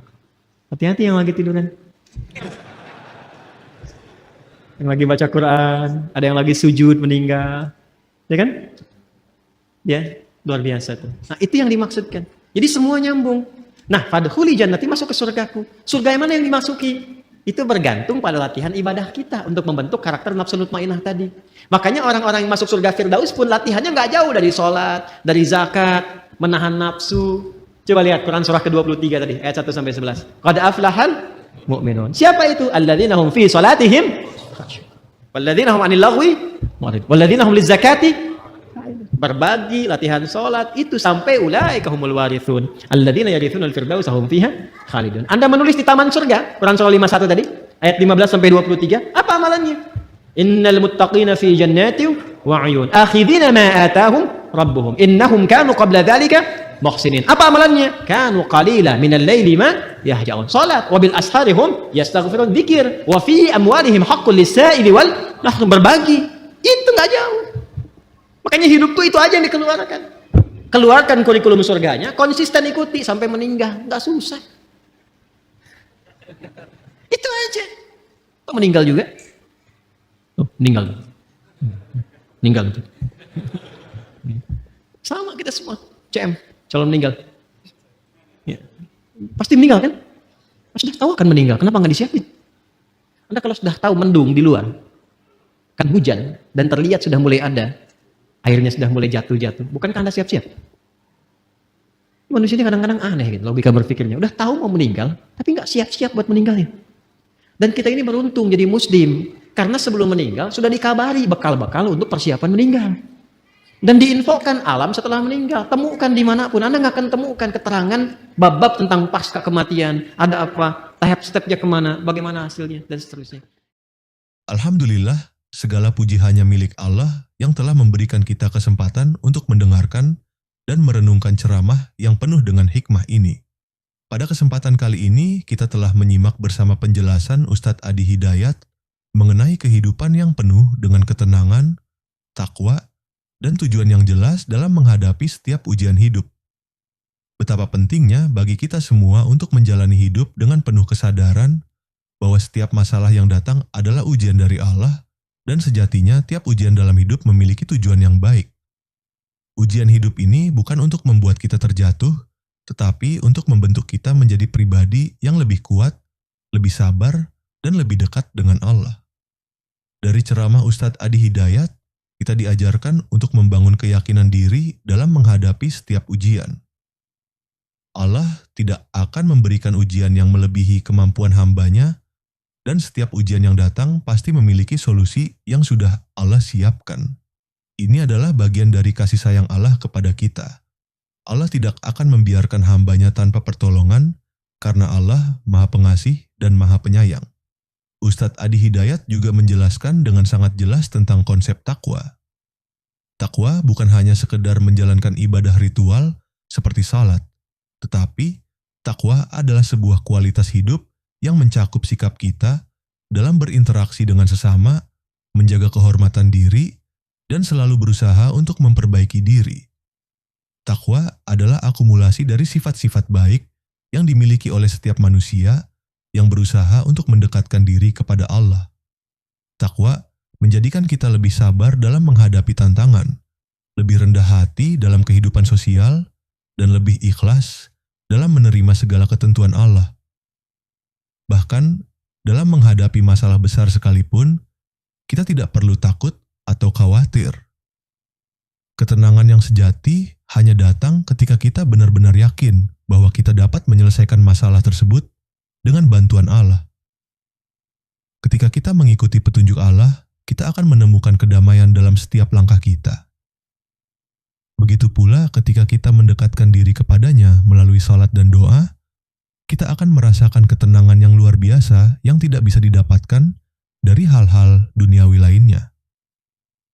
Salah satu hal yang sangat penting untuk kita renungkan adalah bagaimana Ustadz Adi Hidayat menjelaskan tentang ketenangan jiwa. Kehidupan yang tenang dan damai itu bukan datang begitu saja tanpa usaha. Ketenangan datang ketika kita menerima kenyataan hidup dan selalu berusaha untuk kembali kepada Allah, berdoa, dan memohon petunjuknya.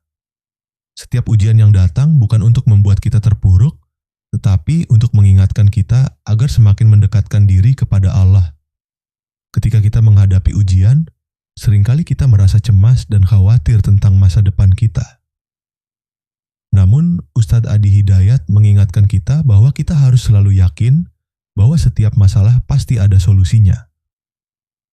Allah tidak pernah memberikan ujian lebih dari yang bisa kita tanggung. Dengan keyakinan ini, kita dapat lebih mudah menjalani hidup dengan tenang dan tidak terjebak dalam kegelisahan.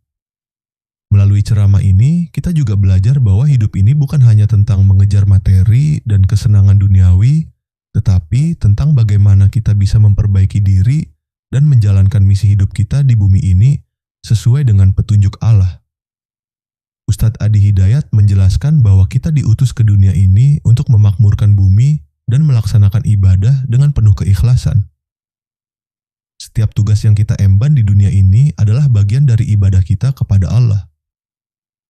Bahkan, pekerjaan sehari-hari yang kita lakukan, jika niat kita benar dan sesuai dengan petunjuk Allah, bisa menjadi ladang pahala. Penting untuk diingat bahwa konsep hidup yang tenang ini datang dari pemahaman yang mendalam tentang takwa. Takwa yang sejati adalah takwa yang mendalam dalam jiwa kita, yang tercermin dalam setiap tindakan dan keputusan yang kita buat. Ketika kita memiliki takwa yang kuat, kita akan menjalani hidup ini dengan penuh rasa syukur, sabar, dan optimis. Bahkan ketika dunia terasa penuh dengan masalah, kita tetap harus yakin bahwa Allah selalu ada bersama kita. Dengan keyakinan ini, kita akan lebih mudah menjalani kehidupan dengan senyuman dan penuh harapan. Setiap kesulitan yang datang akan terasa ringan jika kita menghadapi dengan hati yang penuh dengan ketenangan dan keyakinan pada Allah. Jika kamu merasa bahwa ceramah ini memberikan manfaat dan membuka hati kita untuk lebih memahami makna kehidupan yang penuh dengan ketenangan dan takwa, mari kita sebarkan kebaikan ini kepada orang lain. Like, share, dan subscribe channel ini agar lebih banyak orang yang bisa mendapatkan manfaat yang sama. Jangan lupa juga untuk mendoakan Ustadz Adi Hidayat. Semoga beliau selalu diberi kesehatan, kekuatan, dan keberkahan dalam setiap langkah dakwahnya. Tulis doa terbaik Anda untuk Ustadz Adi Hidayat di kolom komentar. Karena setiap doa yang kita panjatkan untuk orang lain akan kembali kepada kita dengan kebaikan dan pahala. Semoga Allah memberikan rahmatnya kepada kita semua dan menjadikan hidup kita penuh dengan ketenangan, kebahagiaan, dan keberkahan. Terima kasih telah menyaksikan video ini hingga akhir. Semoga kita semua bisa terus meningkatkan kualitas ibadah dan takwa kita kepada Allah, serta menjadikan hidup ini sebagai sarana untuk mendekatkan diri kepadanya. Wassalamualaikum warahmatullahi wabarakatuh.